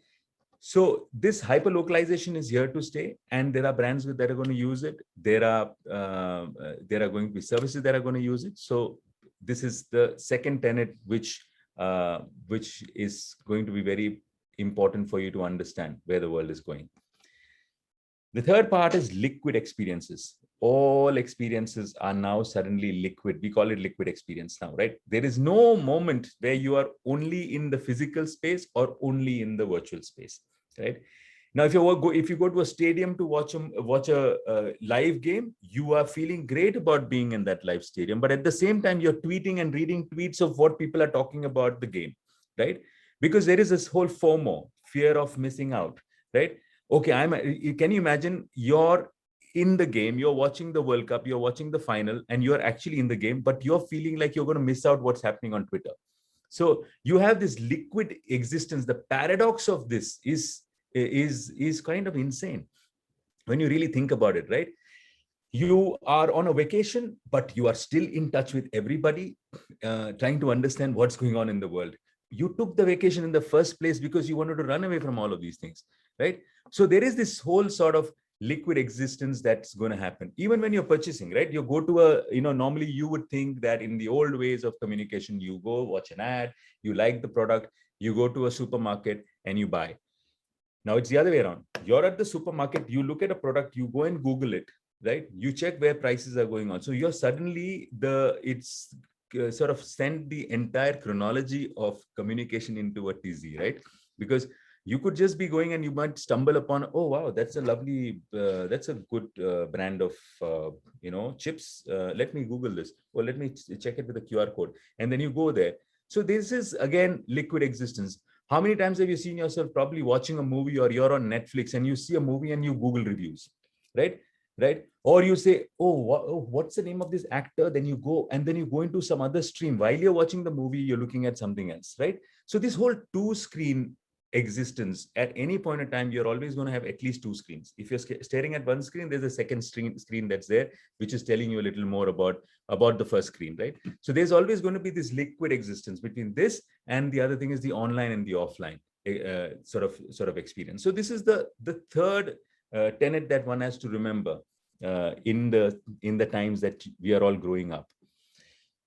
The fourth thing that is happening in the world is there's a certain amount of humanization of technology that is happening. Like the technology now sort of is trying very hard to simulate empathy, right? The kind of it's kind of second guesses you most times, right? When you it almost sort of figures out your behavior with algorithmic precision, right? Sometimes it's very unnerving. How many times has it happened to some of you where you just said something and you see an ad about it, right? You suddenly, or you just went and searched on Google and said that buying sofa, and then suddenly you're on Instagram and there's a sofa ad or a furniture ad, right? This is also, and I always look at it from a humanization. That means that you're actually your phone has become a human being. Actually, it's listening to what you want and it's actually finding out different ways of serving you that. It is scary, right? Now, sometimes I really feel worried because I'm thinking of something and it comes up, right? And I'm like, oh my God, is this where the world is going? Are all those rumors about the vaccine that I've got is going to go into my RNA and DNA level and they're going to communicate what I'm thinking? Yeah, but, obviously it's a conspiracy theory, but at the same time, it's also kind of worrying. And at the same time, when it happens in the right way, sometimes it's also quite reassuring, right? Today, let's say if I'm in the market to buy a car, right? And if I even search for it once, it completely changes the entire way my devices kind of interact with me, right? So this is the other thing. And there's also a certain amount of humanization as far as, the way Siri speaks to you. How many of us have really gone and said, Siri, tell me a joke, right? And then they're also building it. It's no longer just about Siri helping you find something or Alexa helping you find something or giving you something on demand, but she's also being trained to interact to your emotion. If you tell Alexa, I'm feeling terrible, I'm feeling bad, how will Alexa react is also going to be, it's what is being taught. So there is a certain humanization of technology, which is also very, very apparent today. Fifth, again, and a very important aspect of what we are all going through, which is that there's a paradigm shift in the tenets of security. Is there any security anymore, right? Because none of us in our right frame of mind ever thought that a whole country will be locked down, that a whole world will be locked down, right? Did we even imagine that something like this can happen? Can you imagine what it does to our mind, right? Suddenly you realize that, oh my God, this is possible.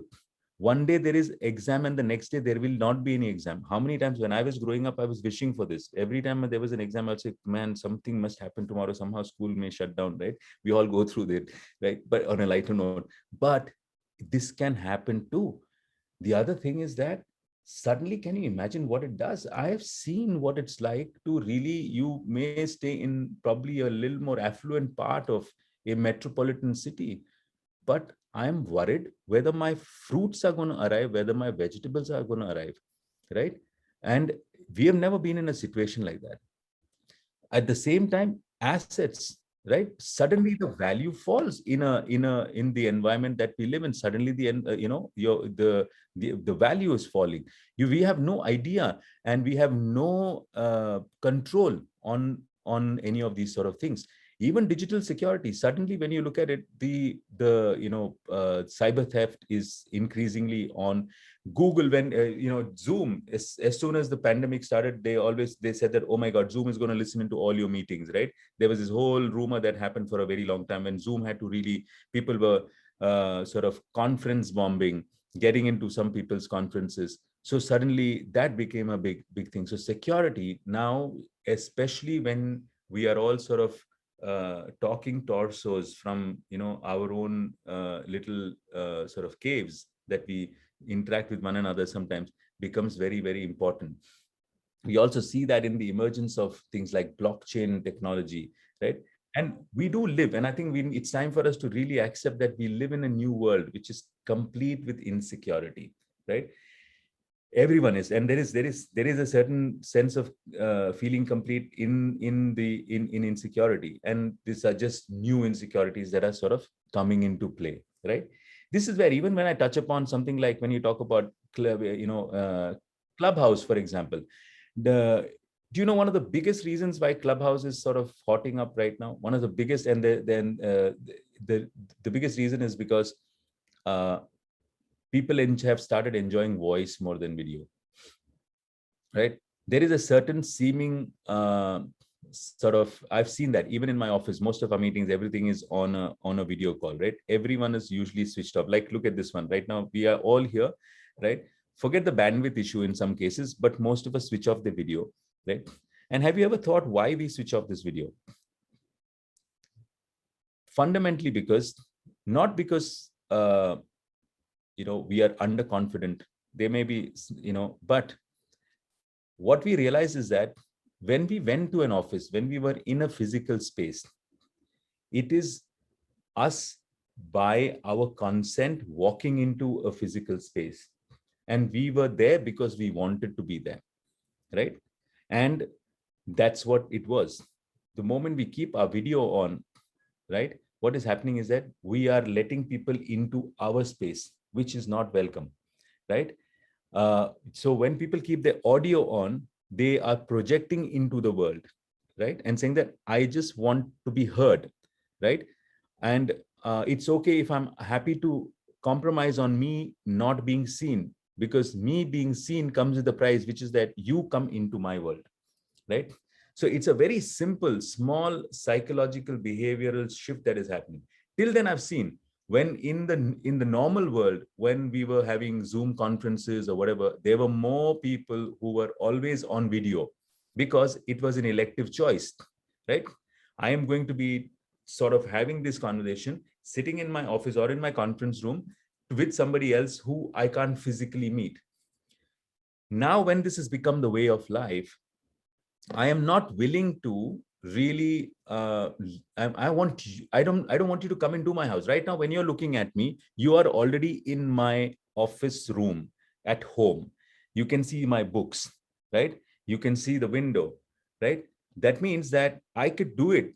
I could actually still be sort of hearing. You could clearly hear me even if I go like that, right?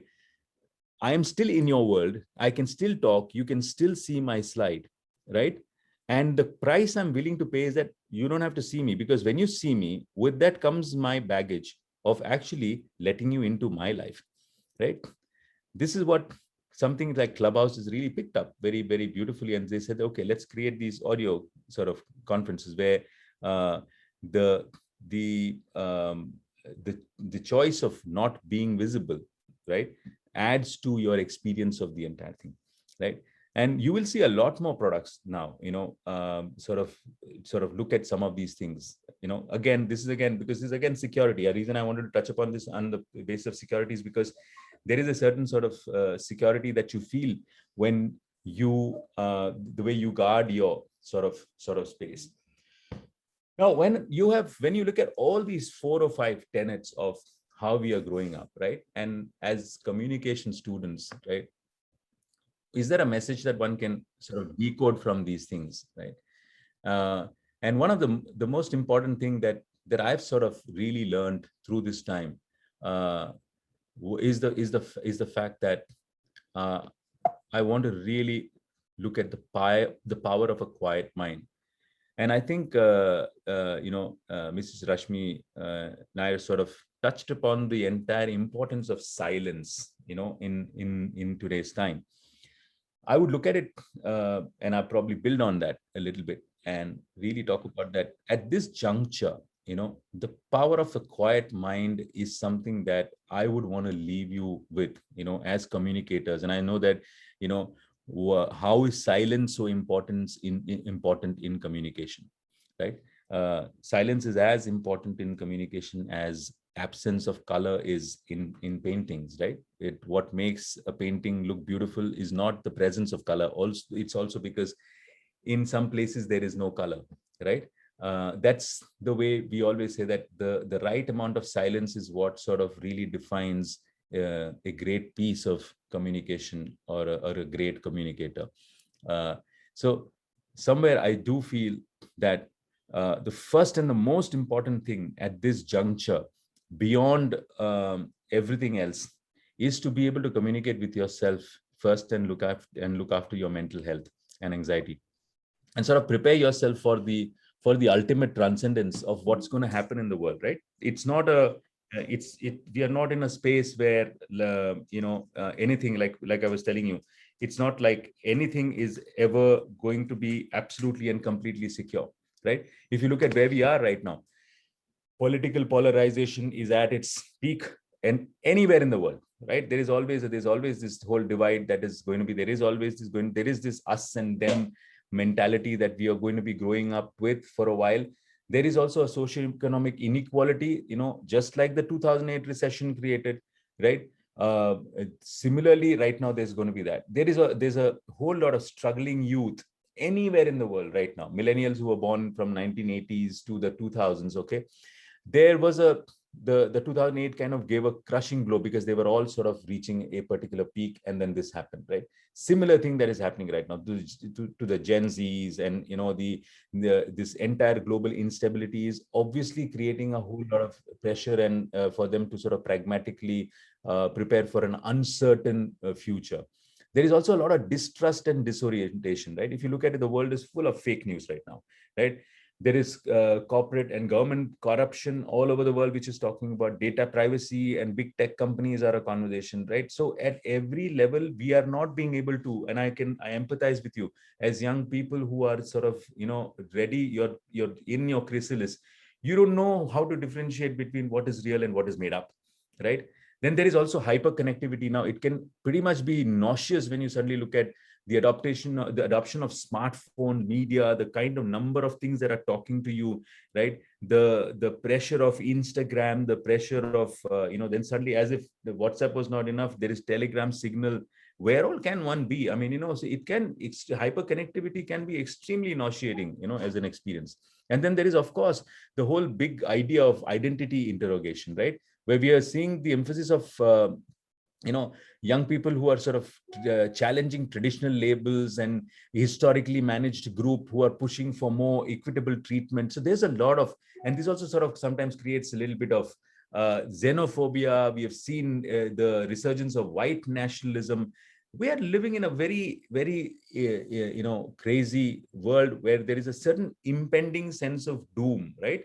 We are all worried, like, is there going to be a war? Oh my God, is this going to happen? Is there going to be one more virus? The amount of fear that we are all sort of experiencing is kind of crazy. And this is why, I think the first step, and the only step I think that you need to really focus on right now is not about anything else. It's just about being able to quieten your mind, right? This whole, unless you learn to quieten your mind, you are not going to be able to really get into or be able to plan what your next step is going to be. So to me, the first and the most important rule that I have learned and is communication. The best communication always comes from silence. My Guruji once told me, he asked me, do you know what the root of progress is? And I said, yeah, hard work. He's like, no. He said, the root of progress is silence. It's like the most incredible things happen out of silence. He's like, if you look at a bow and an arrow, right? There is a target, you want to go, you know exactly where you want to go. There is an arrow and there is a bow, right? And you are constantly going to be conflicted. You are like the bow, and if you have an idea or an aim or something that if you want to communicate, think of it as that arrow that you have. And there is going to be constant conflict in you. When you're pulling that bow, right, with the arrow, there is resistance, till this time when you are, there is one moment when the arrow is steady, the bow is steady, and there is complete silence, right? Where the bow can't be stretched anymore, the arrow can't be straighter. And in that moment of silence, if you fire the arrow, it goes further, right? And this is a lesson that I've always taken in every aspect that I am trying to do, what I'm trying to do. Because finally, like, you know, even there's this whole thing about the calm before the storm that we've always been taught of, right? And if you really positivize it, it is always when there is so much of cacophony, so much of the clubhouses of the world and the Instagrams of the world and peer pressure. Every day we are told that, oh my God, take sides here, you know, right wing, left wing, this wing, that wing. There's so much pressure. And the impressionable minds that we are constantly saying, oh my God, you know, I hate that. Oh God, terrible news, right? In all these overload of communication that's happening to all of us, I think it's very important we find that moment of silence, right? And that be quiet in your mind a little bit. I found a lot of solace in transcendental meditation. I do a lot of TM myself, right? And this is something that has really helped me. And I spend a lot of time in the pandemic really doing nothing and not worry about it, right? Because there was a time when when we have nothing to do, it is so easy for us to really sit down and really worry about it, right? So to me, the most important thing as emerging sort of students, anybody who's coming, whether you're coming from science and art or whatever, communication is the first thing that you have to, you're taught. I mean, I remember I always say that my first bit of communication started from Tiruvallakkavu temple, right? Because, you know, so I say that's the first step when they take that gold and they write on your tongue and they make you write things and all that. So that's to me I always say that's my first step in communication, right? So I always pray to that temple, saying that thank you for really making me, taking me where I am and giving me clarity, because it is from that place where they put the roots of communication onto my tongue and into my hands, right? So and there's something very beautiful about that. So even today, when I sit down and really think about it, I really go back to that moment of silence where you don't really sit down and react to most things that are happening. You always look at the silver lining in everything, right? And when you quietly look at everything, you suddenly realize, oh my God, there's so much more than, right? When I look at Instagram, when I look at the 5 tenets that I've just really sort of spoken about, you suddenly realize, oh, there is so much more experience that's there, right? And today, the greatest thing that has happened, I always say that let's look at the positive side of what's happening, right? The greatest thing that has happened with this entire lockdown and all of us like this is the fact that whether you live in Bombay, whether you live in New York, whether you're in, you're in Kannur, whether you're in Trivandrum, right? There is a democratization of geography that has happened. We are all remote, right? Today, I've pretty much not met 90% of my people in the office. All my people work from the 18 different cities, and my clients don't get to know. I've got people working from some guys who have said that I'm going to Goa. Some people have said I'm going to the hills, right? Suddenly we have the opportunity to be wherever we want to be, right? And be able to communicate to the rest of the world, right? So to me, that there are silver linings to all of these things if you're going to quieten our mind and really think about it. Today, the opportunity, you can really, I mean, the fact that I'm able to talk to you. Normally, I would have said, okay, it means I have to take a flight, come there, we will do the attendance. The physicality of that, the cumbersomeness of that, may make it tougher for us to sometimes say, oh God, no, you know, I've got 5 other meetings. Here we are really speaking to one another, right? In a jiffy, and the same thing can happen just with anybody in the world, right? Today it really, and people have become comfortable with it, right? There are some of these very interesting aspects that we should really look at, right? Whether we are a student of art, science, you know, communication is going to be a part of who we are going to be. And the fundamental thing that I'll leave you with this entire thing is that just at this juncture, the only communication that you need to do is with your own selves first. Calm yourselves down. The world is going to continue, right? It is not going to be normal. It is like they say, the world is going to be abnormal. I want to leave you with a nice video that there's a person that I sort of had a good fortunes of spending some time with, Simon Sinek, and an incredible creative mind as well. There's a 2-minute video that I'm going to sort of leave you with, and listen to him speak as well. Again, a very, for those of you who know Simon or have heard of him or seen any of his videos, he's quite a revolutionary thinker, right? And I'm just going to play this video, and I hope it's going to be audible. Please let me know if it's audible. So one of the things that an infinite mindset provides is sort of what I would call a quiet confidence, or a calm confidence. So, for example, if I were to tell you there's going to be a massive snowstorm or a massive hurricane next Thursday, you're like, all right, it's going to be awful. It's going to shut down work. Not going to get to work.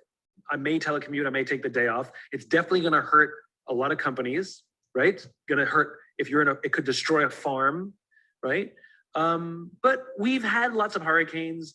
We know how to deal with it. We know how to prepare for it. We know there's going to be a short-term hit, and we know how to ride it out. Right. Well, most of us live 70 to 80 years old. Imagine if we lived for 1,000 years. This would be like the 6th or 7th pandemic that we faced in our lives. We know it's going to hurt. We know it's going to be over, and we know there's going to be pain, and we know how to prepare for it. Yeah. So what an infinite mindset provides is it helps you see what we're going through now, not as the end, but rather just part of the journey. Like it's hard and it's difficult, but there is a light at the end of the tunnel. We're in darkness, but we know this comes to an end. We also know that life will not be the same afterwards. This is like World War II. It's like the way life was before World War II is not what life was like after World War II. The way that life was before this pandemic will not be what it's going to be. When we talked about going back to normal, there is no going back to normal. Yeah. As a friend of mine called it the other day, which I like, we're going back to abnormal. Yeah. It will be different. We don't really know how.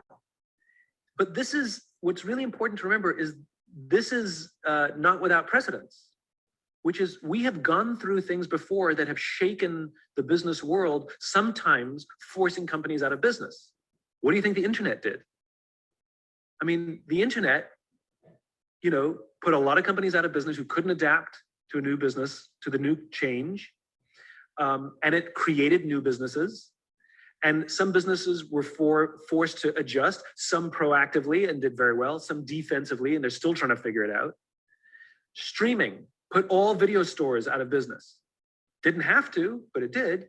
Starbucks, when Starbucks would come into a neighborhood, people would complain that Starbucks would put mom and pop coffee shops out of business. Actually, the data shows the opposite, that when Starbucks moved into a neighborhood, mom and pop coffee shops actually did better because it brought customers and people had a groundswell for the local business. The ones that went out of business were the ones that couldn't adapt.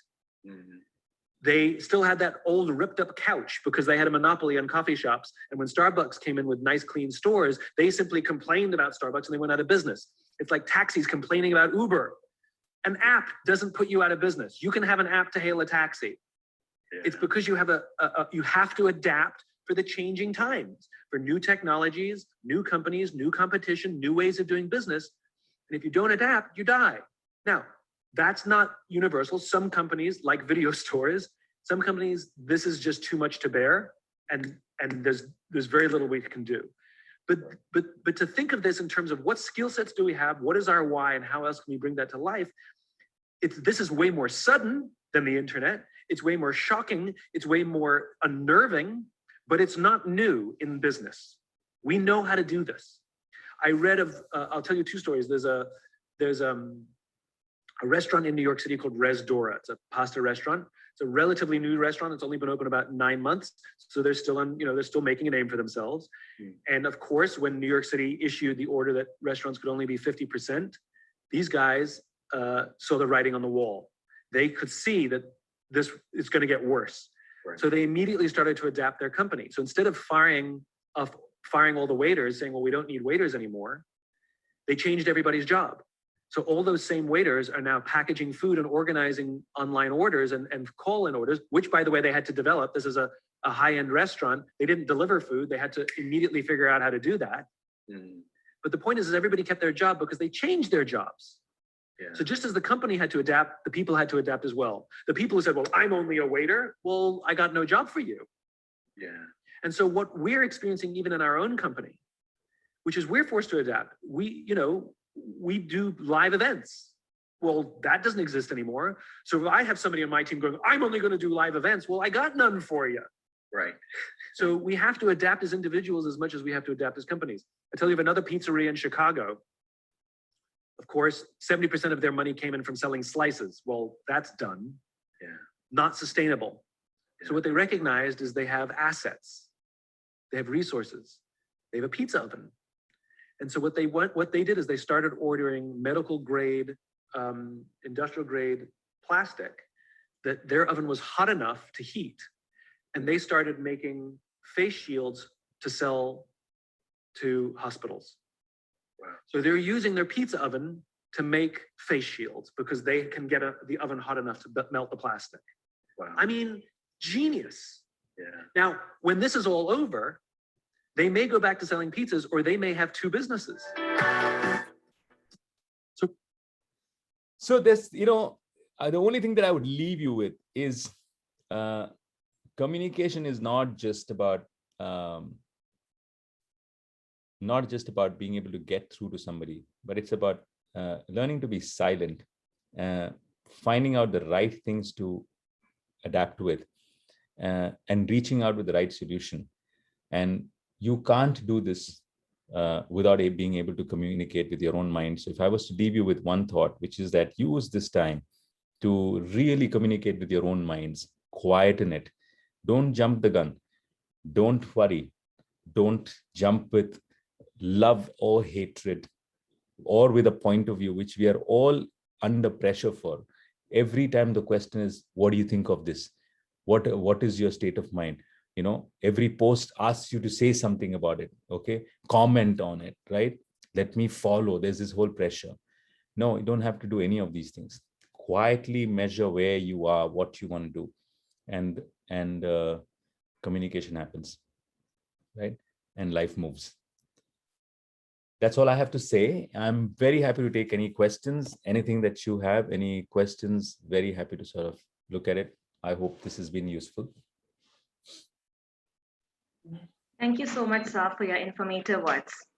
Now, it's time for the question-answer session. Please post your queries in the chat box or unmute your mic and speak.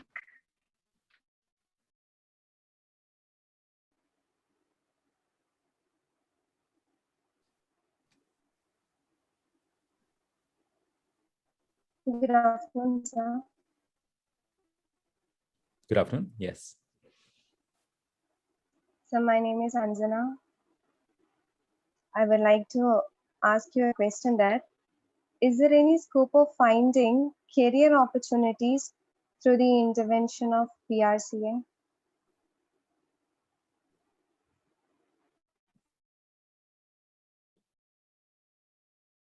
Can you tell me the last part again? Because I think it was kind of... Is there any scope of finding career opportunities through the intervention of PRCI? Okay. I don't know if I'm qualified to answer the question on PRCI, but would anybody from the PRCI team would take this question? Yeah, I'll answer for that. Of course, it's an association of PR communicators and spread across the country. When you go through YCC and PRCI, you used to get a lot of contacts. Our networking is so good. We get a lot of inquiries from all the corners, and we have a separate wing to keep all this. It is timely process. The moment somebody asks for a job, if it is available in our kit, definitely we will inform this our students. See, these are the places you get. Kindly try in. Only we can reach you there, but we don't guarantee the jobs. It is up to them and your capability to get in. Only we can guide you and to show you the right place. And slowly we are starting a separate wing for this to get a lot of jobs. But now at the moment we are not guarantee any jobs to any students, because we don't know what they are up to, their qualification, their service, everything. But once they register themselves in our that wing, we could able to help them in a better way. But we don't guarantee the jobs. It is between the one who wanted the job and the one who recruit them. There are a lot of difference. We simply promise a student that we will get you in but he is also capable of and handling things. That is not our job. It is the one who takes them, that company who has to decide on that. But we can reach them there. I'm sure about that. Thank you, sir.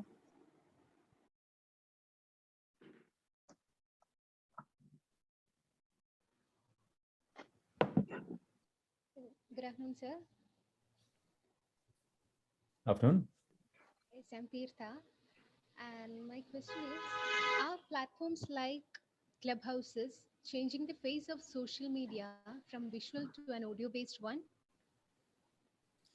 Yes, I did sort of touch upon this, and there is I know that Facebook has now started working, and I think Clubhouse started with this entire thing. Clubhouse is still sort of in a beta phase, and Facebook has now really started working on an audio only sort of social media platform, right? Then again, if you look at podcast, has always been here, right? Podcast has sort of been has been what they've all sort of built on. So I do see. And this is what I had explained, the whole behavior of not wanting to switch on your video is a new one, right? Where people are want to a certain amount of control on how much of themselves they want to put out and how much of the people they want to bring into their life, right? So I do see a lot more sort of building on top of Clubhouse that's going to happen. Especially with Zuckerberg going and saying that he's, they're obviously doing it in a top secret way, but they've also got, Facebook is pumping in a lot of money to sort of look at Clubhouse as a model for future. So to answer your question, I would see a lot more interesting things coming up. Thank you, sir. Hello, sir. Am I audible? Yes, you are. Good afternoon. Good afternoon. My question to you is, in your opinion, are communication skills building with the help of social platform like Clubhouses? And would like to know if in any way our virtual privacy is being compromised?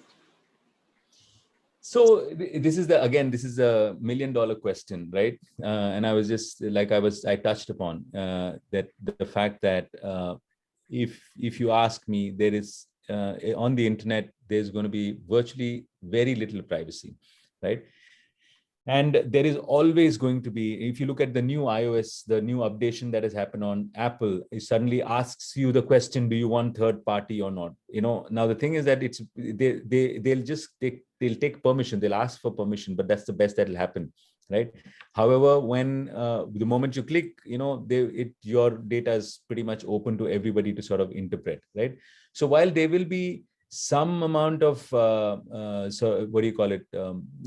rules and regulations and some polite behavior that's going to be there, what we need to know and understand is that the future is going towards where everybody knows everything. It's going to be practically impossible because there's always going to be some way or the other to find out, right? At the end of the day, let's say you have on an average, everyone has at least 15 to 18 apps on their phone. Every app collects data, right? All I need to do is aggregate this data, and I would know what you're not telling one app, I'll know it from another app, right? So, you can't live an online world without letting some part of you go into the, be open. So privacy is going to be a huge, huge challenge going forward. I'm just saying that there's this big brother existence that's going to happen, right? Whether if you have your what do you call it, Arogya Setu will collect something, Facebook is collecting something, Google is collecting something, right? Twitter is collecting something. Now between these four, they already know what you're doing, right? Then let's say Clubhouse, you like Clubhouse, suddenly you say, okay, and they'll make it very sticky, right? Now on Facebook, the moment you say that I'm going to put my friends, I'm going to put my weddings, suddenly you realize that, okay, Facebook already knows when there was a wedding in your family, how you felt. Twitter already knows. If I did a sentiment analysis, and people have, and this is always a private elective choice. Sometimes we just post, like forget everything else. WhatsApp display, right? I'm telling you, when I go and I see people's WhatsApp display, especially with messages, right? Somebody says that if people are not happy about, if people are, I would rather worry about my happiness than other people's opinion. By reading that one quote, I already know what is this person's state of mind, right? And am I being, have I intruded into any kind of privacy? No, right? So the thing is going to be, you will have to be very careful about what you are putting out there, because every time we go out and put something out there, you are letting somebody know a very important aspect about yourself. So is there going to be privacy? No. The internet, much as they may put the rules or whatever, is it our choice whether we want to or not? It is our choice. And this is where places like Clubhouse now going to use that, right? Now I only want to use my voice. Okay, great. There's a great place. And actually, whoever's been on Clubhouse, you'll realize that it's a very polite place, actually. For people who are just coming in with voice, there's a certain amount of decorum. I don't know for how long that's going to stay, because the moment again, the digital megalomania, which when it takes on, and that clubbed with a certain amount of anonymity, can always create issues. But that's why I think they've taken the right steps by saying invite only, and there's at least a certain amount of curation that I see that's happening. Thank you so much, sir, for your answer.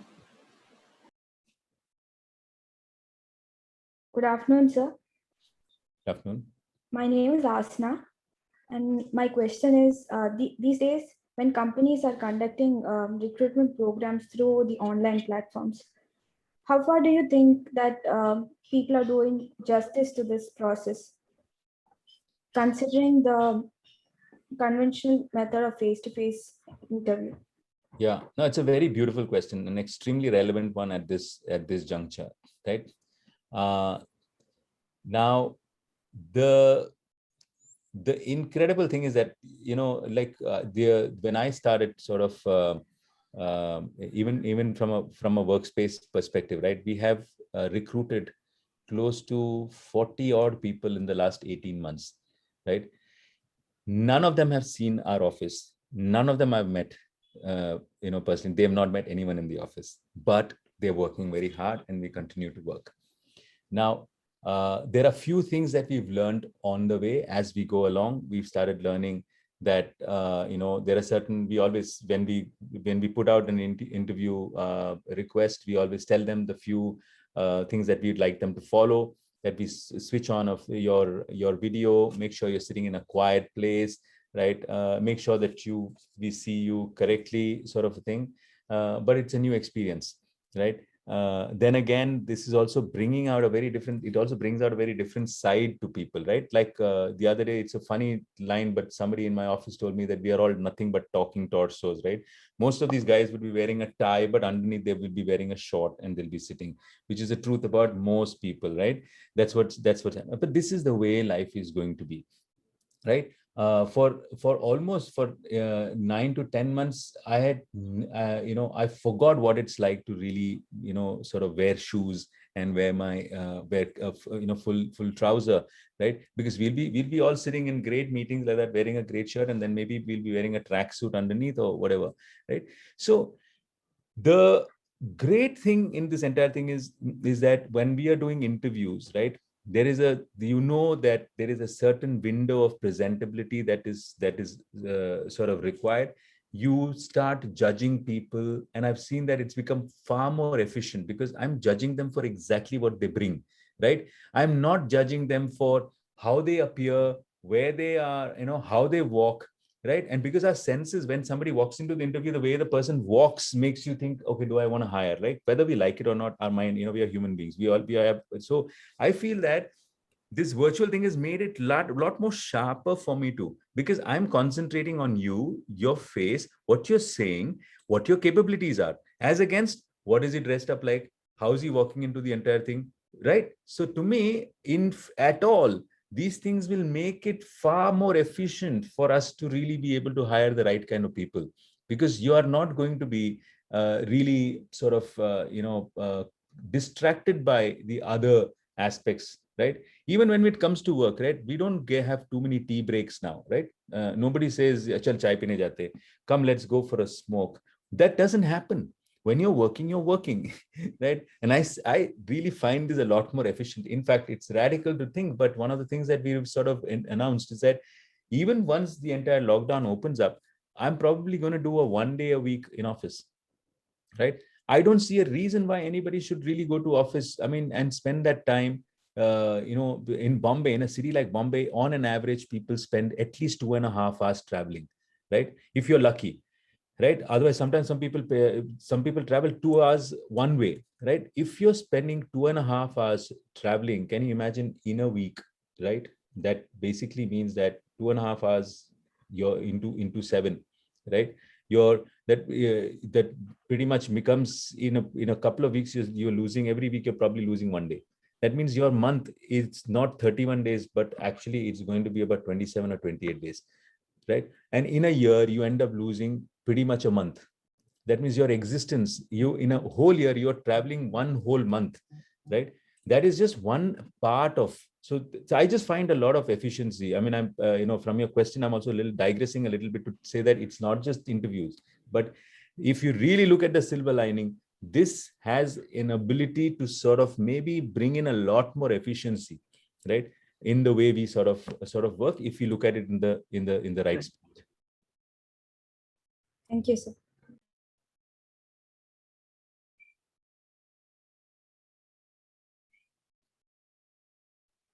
Any more questions?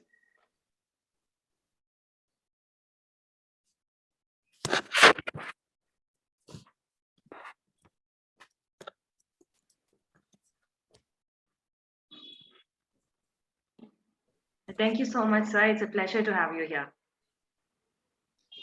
Thank you. Absolutely a pleasure. I hope I was, and my words are going to be of some use. I'm sure some of you will pick up some parts of it. Feel free to reach out anyways. And I'm pretty sure you all have a great time and life in front of you. I think you're blessed with some amazing mentors around you. Be fearless, be out there. Don't be sort of, it doesn't matter where you come from, where, it doesn't matter whether we live in Kannur, Trivandrum, Bombay, it really doesn't matter. I think as long as you're going to be able to operate from the quiet of your mind, and you're going to be able to pick up the positive nuances of what's happening and look for a silver lining, I think you're going to be incredible and amazing, and you're going to have a great life in front of you. Thank you, sir. Thank you so much. Pleasure. Thank you for having me. Thank you, Sajjan. Thank you. It was a pleasure listening to you, all of us, actually. Thank you so much for your time. And it was probably food for thought, especially for the younger lots, actually, because they have got a great future ahead. I'm sure your suggestions and concepts, I think it should take them to the new world of communication. Thank you so much, Sajjan. Amazing. Thank you for, sort of letting me come to, and this is my way of actually getting, into Kerala. I mean, I have not traveled to Kerala in a while, but I've always whenever I have an opportunity, we have a beautiful house there and I keep coming there. Hopefully sometime or the other, I'm happy to meet you all personally as well. Yeah, once all those COVID drama is over, please come to Kerala. I think we will have a great session. Lovely, lovely, lovely. Thank you so much. Thank you so much. And please Great. take care. Great. Hari Om. Hari Om. Hiba? Yes, sir. See, what I would like, because I think since we are getting a bit late, I would like there are some videos to play, which I know, but then let the videos play right now. I think let's now get into the oath taking, because Mr. Kuti has to go to take his vaccine, second vaccine, Mr. US Kuti. It's getting late actually. So let taking happen now. And after the oath taking, let us play all the videos. Okay, sir. Sheetal, All right, over thank to you.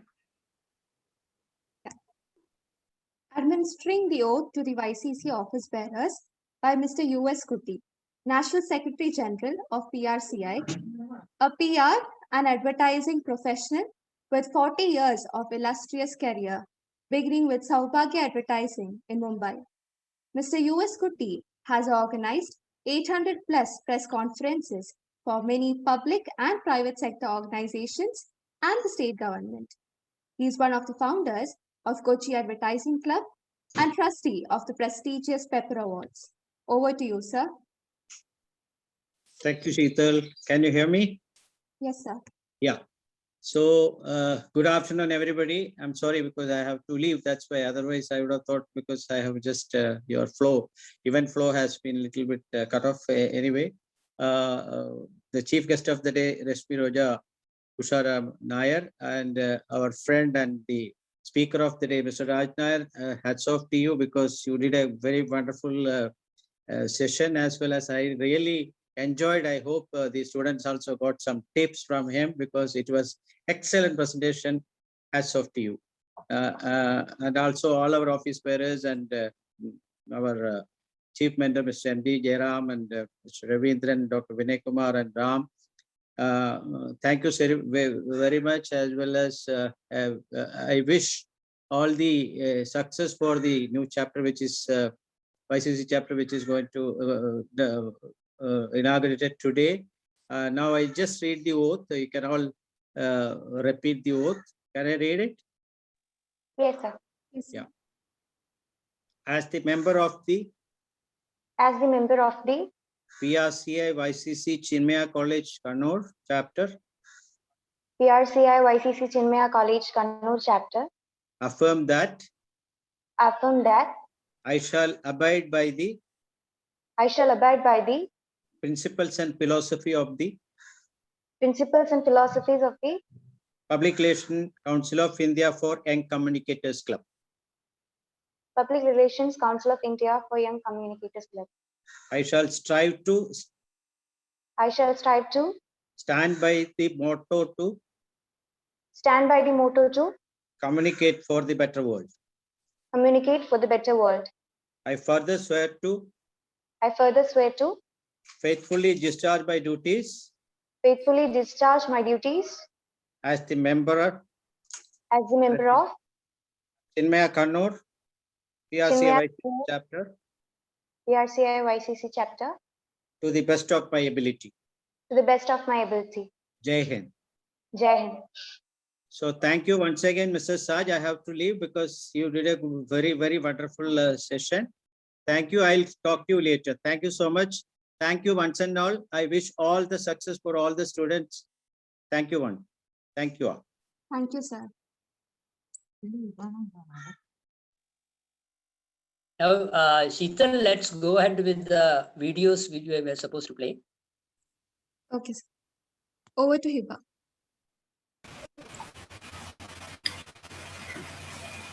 So we will introduce bearers, then we will go into the best wishes video, right, sir?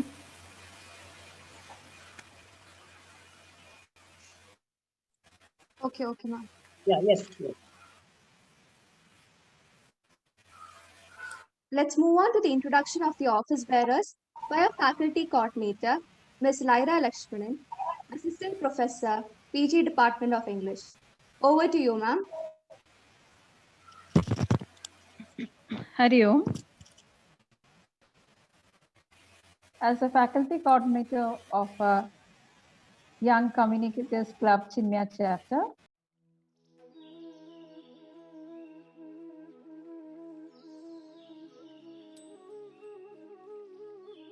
Hari Om. Good morning, everyone. Myself Swati, Chinarts first year literature student, cum president YCC. I'm really honored to be a part of YCC and hope that through this project I can become more confident, be with the society, and speak with the society. Thank you. The youth of today are the leaders of tomorrow. Good morning. I'm Sheetal Pradeep, first year BSc Biotechnology student, and I'm glad to be the Vice President of the Young Communicators Club. This is a platform where we can improve our communication skills and at the same time interact with the PR professionals. Let us together work for a brighter tomorrow. Thank you. Hello, I'm Sheetal PM, first year literature student of Chinarts, and I'm delighted to be secretary of the Young Communicators Club. It's a great privilege to be a part of the YCC, and I take this opportunity for accomplishing my dreams of serving our society. Thank you. Good morning. I am Sheikh Afsaruhi, first year BCA in Chinmaya Arts and Science College. I am very thankful to everyone for giving me this opportunity to be the Joint Secretary of YCC, Young Communicators Club.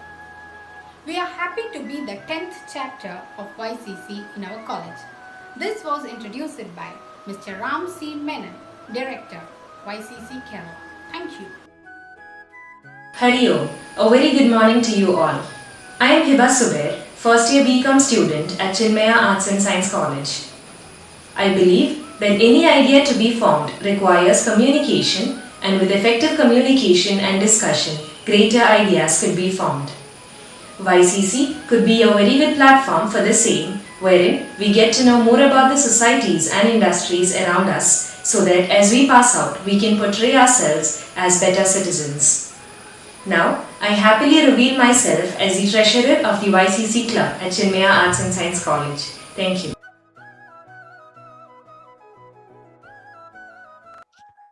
I wish them all success in all their endeavors.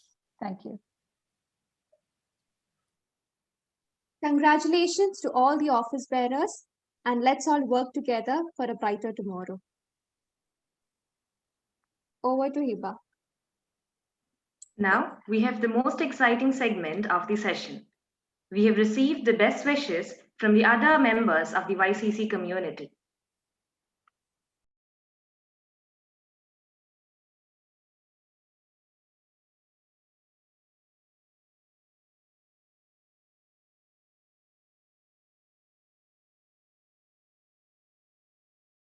Congratulations, Chinmaya College Kannur, on the beginnings of your PRCI journey. The Young Communicators Club chapter opened up in the college. So this is a great opportunity for all of us to come together and work with our skills, the communication skills, the public relations skills, and use it for the betterment for our communities, our society, and through that the entire nation. Kudos to all the office bearers. You're all the selected leaders who are capable to inspire your fellow mates. This is Maria Paul, the Secretary of PRCI YCC chapter of St. Teresa's College, Ernakulam, and I'm very excited to meet you all in the upcoming sessions, activities, and the webinars conducted by Public Relations Council of India. So, best wishes and take care. As the President of YCC All Saints College Trivandrum, I, Afra Meera Ahmed, on behalf of all the office bearers and our entire team, express our warmest congratulations to Chinmaya College Kannur for the inauguration of their Young Communicators Club. We wish you all the best in your future maneuvers, and may your journey with YCC be beneficial and successful. Hello Chinmaya College, I am Kukku Xavier, Faculty Coordinator of the YCC at All Saints College, Thiruvananthapuram. I am very happy to know that you are beginning a new chapter at Chinmaya College. I am sure that this will be the beginning of an exciting time for all the officials and club members. So welcome to the vast constellation that is the YCC. We look forward to working together in the future and to make this endeavor by PRCI a grand success. So all the very best to you on this special day. Thank you. Hello everybody. Greetings from Mercy College, Palakkad. I'm Dr. Sridevi K. Menon, Faculty Coordinator, Young Communicators Club, Mercy College, Palakkad. On this joyous occasion, I am here to extend our best wishes to the newly inducted members of the Young Communicators Club, Chinmaya College, Kannur. On behalf of my institution and on behalf of our YCC members, I extend all our support, our best wishes, our congratulations to the team. We assure you that all our help and cooperation shall always be there with you. Together, we can work more. Together, we can achieve more. Welcome to the Young Communicators Club. Thank you. Hello, I am Henza Hashim, Student President of Young Communicators Club of MES College, Maramrali. I congratulate the Faculty Coordinator and the newly elected Office Bearers of Chinmaya Arts and Science College for Women, Kannur. Let us jointly make this club a huge success. Thank you. Hi, this is Anaka Krishna. I am an executive member of YCC Chinmaya College chapter. I am really happy to know that Chinmaya College Kannur is soon joining YCC. On behalf of everyone, I extend hearty congratulations to principal, teachers, staff, and office bearers of YCC Chinmaya College Kannur. I wish all the best to the entire team. Thank you. Hearty congratulations to Chinmaya College Kannur on the inauguration of PRCI Young Communicators Club. I would like to convey my appreciation to principal, teachers and all students behind this initiative. I'm sure this will be an amazing opportunity to become great communicators as well as to interact with eminent industry experts. I am Shruti, Vice President of PRCI YCC Chapter, Sacred Heart College, Devara. Once again, best wishes Chinmaya College Kannur. Hello everybody, I am Mahima Verma, Student President, Young Communicators Club, Mercy College, Palakkad Chapter. I am very happy to congratulate the Faculty Coordinator and the newly sworn in office bearers of Chinmaya Arts and Science College for Women, Kannur. Let's work together and make this venture a huge success. Thank you.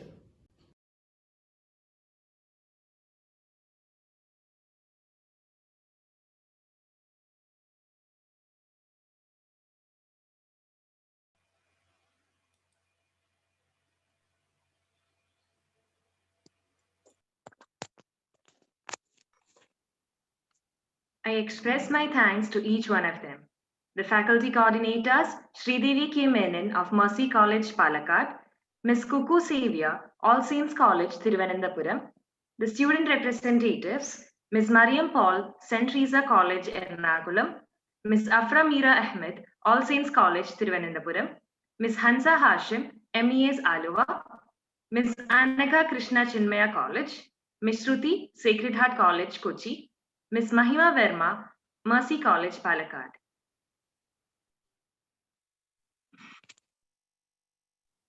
Over to Sheetal. Now, I welcome Sri Mahesh Chandra Palika, Secretary, Chinmaya Mission, for the felicitation speech. Good afternoon, everybody. Hari Om. A few years back, I happened to be in a meeting in Bangalore, which was attended by the top industry leaders, especially from the IT sector.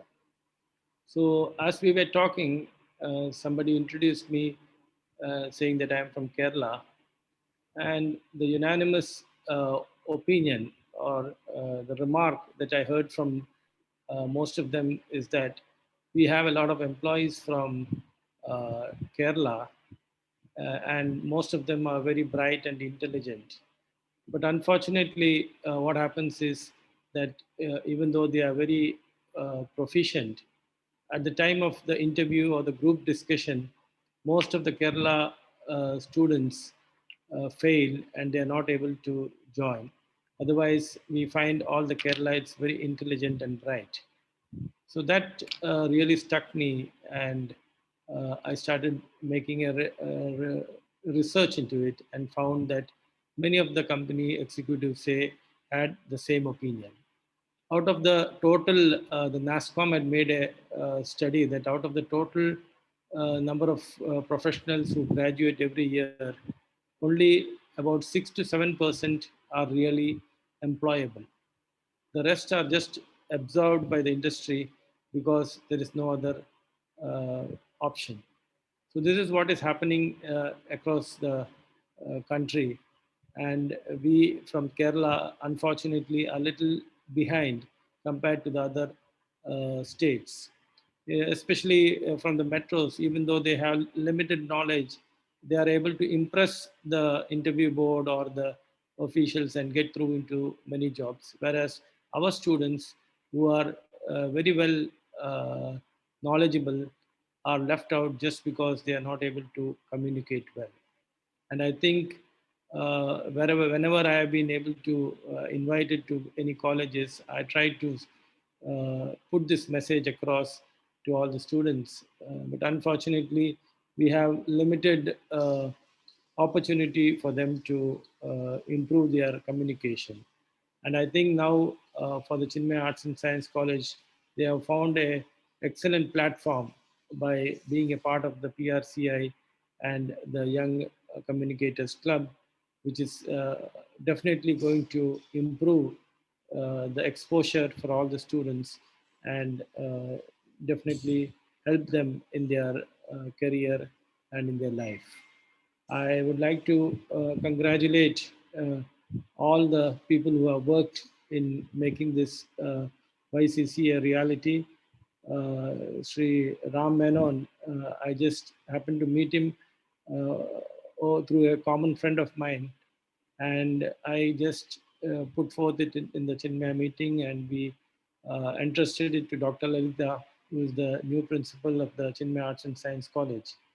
And I connected them, and within a few days, just 2 days back, I got a call from Dr. Lalita that saying that the inauguration is fixed on 17th. I just couldn't believe within a span of 2 weeks, they could communicate with each other and organize a wonderful program today. So I congratulate the principal, Dr. Lalita, the English department head, Shanu Karun, Lyra, and the entire team of the Chinmaya Arts and Science, the faculty and the students, and PRC members like Ram Menon and others who have been able to support them and make this program a reality. I'm sure it's for Chinmaya Arts and Science College, is one of the most prestigious colleges in this area. It's another feather on their cap, and after a beautiful inaugural session, it is like well begun is half done. I'm sure that this club will move forward and benefit, give benefit to all the students. My hearty felicitations and best wishes to the newly started club. Thank you. Thank you, sir. Next, I would like to invite Ms. Shanu Karun, Head, Department of English, to speak a few words. Hari Om, and I wish all our eminent dignitaries, Principal Dr. C.R. Lalita, Sri Mahesh Chandra Balika, our Secretary Chinmaya Mission, all the invitees and our faculty and dear students, a very warm good afternoon. As you can see, we started this program at about 10:30 and now we are almost reaching 1:15. So it has been a very enriching experience is what I have to tell you, because you see, it's been only 1 week into this entire arrangement that we have done, and here we are today doing this inauguration. And it was such a fulfilling day for us as I look back upon the day. Now that we have come to the end of the program, I can't tell you what a fulfilling experience, as I told you, it is for all of us here at the Chinmaya family as we open this 10th chapter of the YCC Chinmaya chapter in the history of our college. And for our students here, I would like to tell you that this is just not an inauguration, but the PRCI has opened up an array of opportunities for you, which is just waiting to be tapped, I would say. And today, we are blessed with, I would say, two very eminent speakers that we have had, Ms. Rashmi Roja and also Mr. Sajan, for giving us such a wonderful speech. And I think that will reach out to our students. Ms. Rashmi Roja, I would like just to touch upon some of the points that she told us is about effective communication and the role that an effective communication has to play in the role, I mean, in the life of any student. We know that students really do excel in their academics. They're very good when it comes to their subject. But one thing that really need to be done is to improve their communication skills. Sometimes when we see when they go for some interviews, or even when they take up their life later on in this harsh world that is waiting to be, to be met, that time you feel that you are lagging behind. And that is because of this communications. I wouldn't say it's just the communication skill, but it's also because of the lack of confidence, probably because of the inhibitions that we have in us. And also from what Mr. Sarjan had been telling us, I was really, I really like that parallelism, sir. You spoke about the bow and the arrow. And I hope our students too get it, where you were talking about the tension and the resistance, and you really have to work hard and push yourself to your limits to achieve whatever success you need in life. I hope that message is carried across to our students. And at this moment, I'm also reminded of the words of Swami Chinmayanandaji, who spoke about, or probably a person, a visionary, who really saw about, the possibilities that are there in the youth of today, wherein he said that the youth are not useless, but they are used less. They are not careless, but they are cared less. He believed, Swamiji believed in harnessing the youth energy towards building a sustainable development. And that is where I think exactly where the PRCI, the role of the PRCI comes in, to give our children a better exposure to this world. There are chances of interacting with the outside world. Communication, as we all know, has got a very tremendous role to play, not only in interacting with the world, but also in building up your personality, I believe. So it's like a fragile tool, I would say. Communication is like a fragile tool. If you do not handle it with care, there are chances that you can really mar your personality. So communication goes a long way in making and marring your personality. Also, it helps you in building up your confidence. So let me take this opportunity to congratulate all our young office bearers of the YCC 10th Chinmaya chapter, and also the faculty coordinator, Ms. Lyra Lakshman, whom I'm sure is the right person to lead this team of young members. On this occasion, I would also like to take the name of one person, Mr. Ram C. Menon, who has been the pillar. I should say he has been, pushing us at our limits. And I cannot express our sense of appreciation towards you and your dedication. You have been so meticulous, is what I have to say. I think that is the word I have to use for you, sir. You have been so meticulous to see that things happen. And thanks to our principal, who has been also spearheading the entire event, we have been backed up with an excellent support system over here. We have all worked as a team, is what I have to say.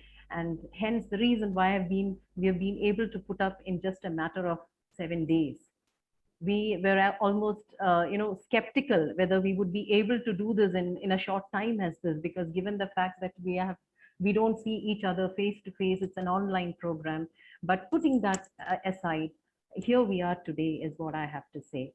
So all the best to all the office bearers, and let us look forward to a very enriching experience with YCC ahead.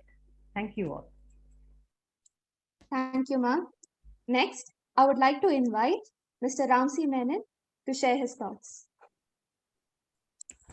Thank you, Sheetal. Thank you for the kind words talked about me by Shanu ma'am. I think the entire credit goes to the team of Lyra ma'am and the students.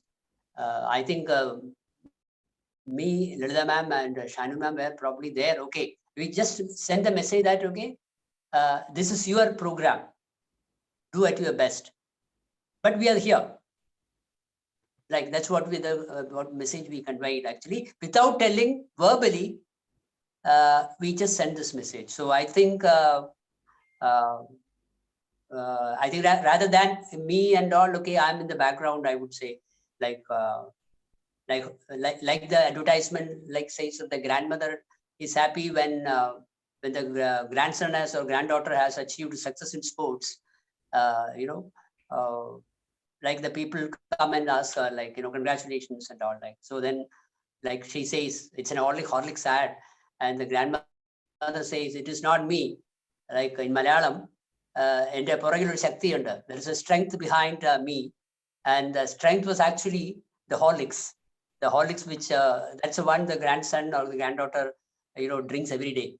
So like that, we are only in the all of us are there in the background, but then it's all Lyra ma'am and the children's, rather a kids show, I would say. I wouldn't say call the kids actually, because then they would take offense of me if I call them kids. I would say young girls or young ladies. That's what I would like to call all the students.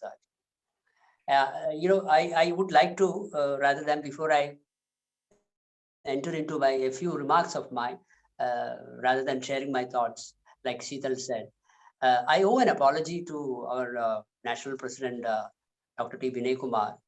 In the welcome speech, in fact, I just only mentioned about his name, but then that's not the usual also practice of me, but then so happened that, okay, that's a mistake on my part. I owe an apology to Dr. Vinay Kumar. I don't know whether he's still here, but Dr. Vinay, that's a mistake on my part. I should have actually welcomed you with the proper words, which I didn't do. That's a mistake on I own my mistake. And I will definitely to see that in the next program, this is not repeated. Now,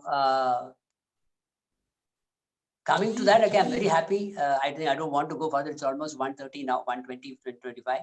I think perhaps this is the longest program in the history of ICC in Kerala, like almost 3 hours. But I'm sure that's well spent with all those talks from Tushara ma'am, as well as Rishmi ma'am, as well as Mr. Sajan. I'm sure, we are going to go a long way. We will, okay, this is only a beginning. I think just in the chapter inauguration, I take this opportunity also to thank the 3 people who have actually been constant encouragement to me when it comes to YCC. First is our Chairman Emeritus, Mr. M.B. Jairam, who has been with me throughout this 10 chapter inauguration. Thank you, sir, for that. And also Mr. T. Vinay Kumar, like he said, okay, go ahead, like whatever you would like to do, but it should be enriching and helpful to students. I think that's what I'm trying to do till this chapter. Thank you, Dr. Vinay, for that, having confidence in me to take care of the opening of this 10 chapters. And also Mr. Kuti, US Kuti, who is actually a brilliant resource bank, because all the resources in the last 10 YCC openings are actually been Mr. Kuti's contribution, and I'm thankful to him for that. Actually, of course, I take rest of the people also. Some of the people are not here, like Chinmaya, Ms. Chinmaya, who is actually the national head of PRCI YCC. Unfortunately, due to some certain personal reason, he is not able to be here. But then my thanks goes to her also, and the entire PRCI people who have joined from various places in India. And there's a big thanks to the students who came in block. I think we have crossed 100 many times to listen to all this Rishmi ma'am, as well as Sajan ma'am and Jairam ji and all. Huge thanks to them, because you made this opening inaugural event a major success. And Hiba and Sheetal, both of you have done a great job. There are a lot of talent in you in comparing. And of course, we call it different names: anchoring, MCing, master ceremonies, all those. But then it's all one talent. So I think keep enhancing both of your talents. And I would, if I don't say, a big thanks to, I don't know whether thanks is enough to Lyra ma'am, because for the last 5 days, she actually did a wonderful job. In just 5 days, she created this program. Even though at some point of time, I used to call Lyra, what is happening? Are we going slow? But then she very calmly, that is what, even when I'm getting a bit hyper, she used to, she never say that, okay, don't calm down. No, she doesn't say that. She just very slowly and very softly says, sir, it's happening. It's happening. That's something which I need to learn actually, because I sometimes go hyper. Maybe because of my perfection to do things, I think I go hyper. but then she actually balanced me in that way. And thank you, Lyra ma'am. And Chanu ma'am, of course, I think probably the person whom I spoke only very little to her, but then whenever I spoke to her, she has given me a lot of confidence and encouragement and words of wisdom. And the captain of the team, Lalita ma'am, well, I'm sure like she's the one person who said, okay, in my welcome address, I said, she took all the detailed information and took a day or two, came back to me and said, we are on. So I would like to thank Lalita ma'am also. And of course, the person who I also recollect, rather acknowledge a person's name called Mr. Pramod, my friend, rather our common friend, Mr. Maheshji referred actually, the common friend. The common friend is Pramod of Lakshmi Jewelry of India. Like he's the one who introduced me to Maheshji. And then I didn't have to even inquire or follow up or anything. Maheshji did everything. So thank you, Maheshji. And for the first time, the first chapter in Kannur is actually Chinmaya Arts and Science College. I'm so happy. And a big thank you. My gratitude goes to all of you. And let this journey be a, like Swamiji said, okay, this is actually the light. So let's take this light to whoever we can. Thank you so much. Hari Om. Thank you so much, sir. Gratitude is the best attitude, and it's time to remember and be thankful for the day. I invite Swati Manohar, President of YCC, to propose the vote of thanks. Over to you, Swati. Hari Om. It is my privilege to propose a vote of thanks on the inauguration day of the 10th chapter of YCC here at Chinarts. We are extremely grateful to each one of you for lending us your valuable time and presence. I'm profusely elated to take this opportunity to thank the Chief Guest of the Hour, Ms. Rashmi Ruja Tushara Nair, Joint Director, Press Information Bureau, who honored this function with her inspirational thoughts. We are grateful to Mr. M.B. Jairam, Chairman, Emeritus, and Chief Mentor, PRCI, for honoring us with his presence and well wishes. We are grateful to Dr. T. Vinay Kumar, National President, PRCI, for the valuable thoughts he shared with us. A special thanks to Mr. U.S. Kutty, National Secretary General, PRCI, for sparing your valuable time to be with us. Sincere thanks to our dear and respected principal, Dr. C.R. Lalita, who has been a source of inspiration and motivation. Thank you, ma'am. We would like to acknowledge our sincere gratitude to the very grateful, energetic, and creative Mr. Ramsey Menon, who was always with us, being meticulous from day one. Thank you, sir, for exposing the idea of Young Communicators Club to Chinmaya Arts and Science College. We're extremely grateful and expect a continued support and guidance from you. We hope that the association with PRCI will guide us in reaching greater heights. I should mention the deep meaning of appreciation for Mr. Sajan Rajguru, founder, Creative Land Asia. His explanation of how platforms like Clubhouse are bringing a shift to building communications very inspiring. A special mention of gratitude to our respected Secretary of Chinmaya Mission, Sri Mahesh Chandra Balika, for his encouragement and blessings for all the activities of our institution. And of course, an event like this cannot happen overnight. We were fortunate enough to be supported by a team of very motivated and dedicated teachers. And finally, a heartfelt thanks to all my friends who made this event a reality. Thank you all. One step for man, one giant leap for mankind. The famous lines spoken by Neil Armstrong, the first man on moon. Yes, every step matters, and every beginning's giving way to new opportunities. As we conclude today's ceremony, I once again thank all for joining us as we set out this new venture. We shall close with a prayer. Over to Sheetal.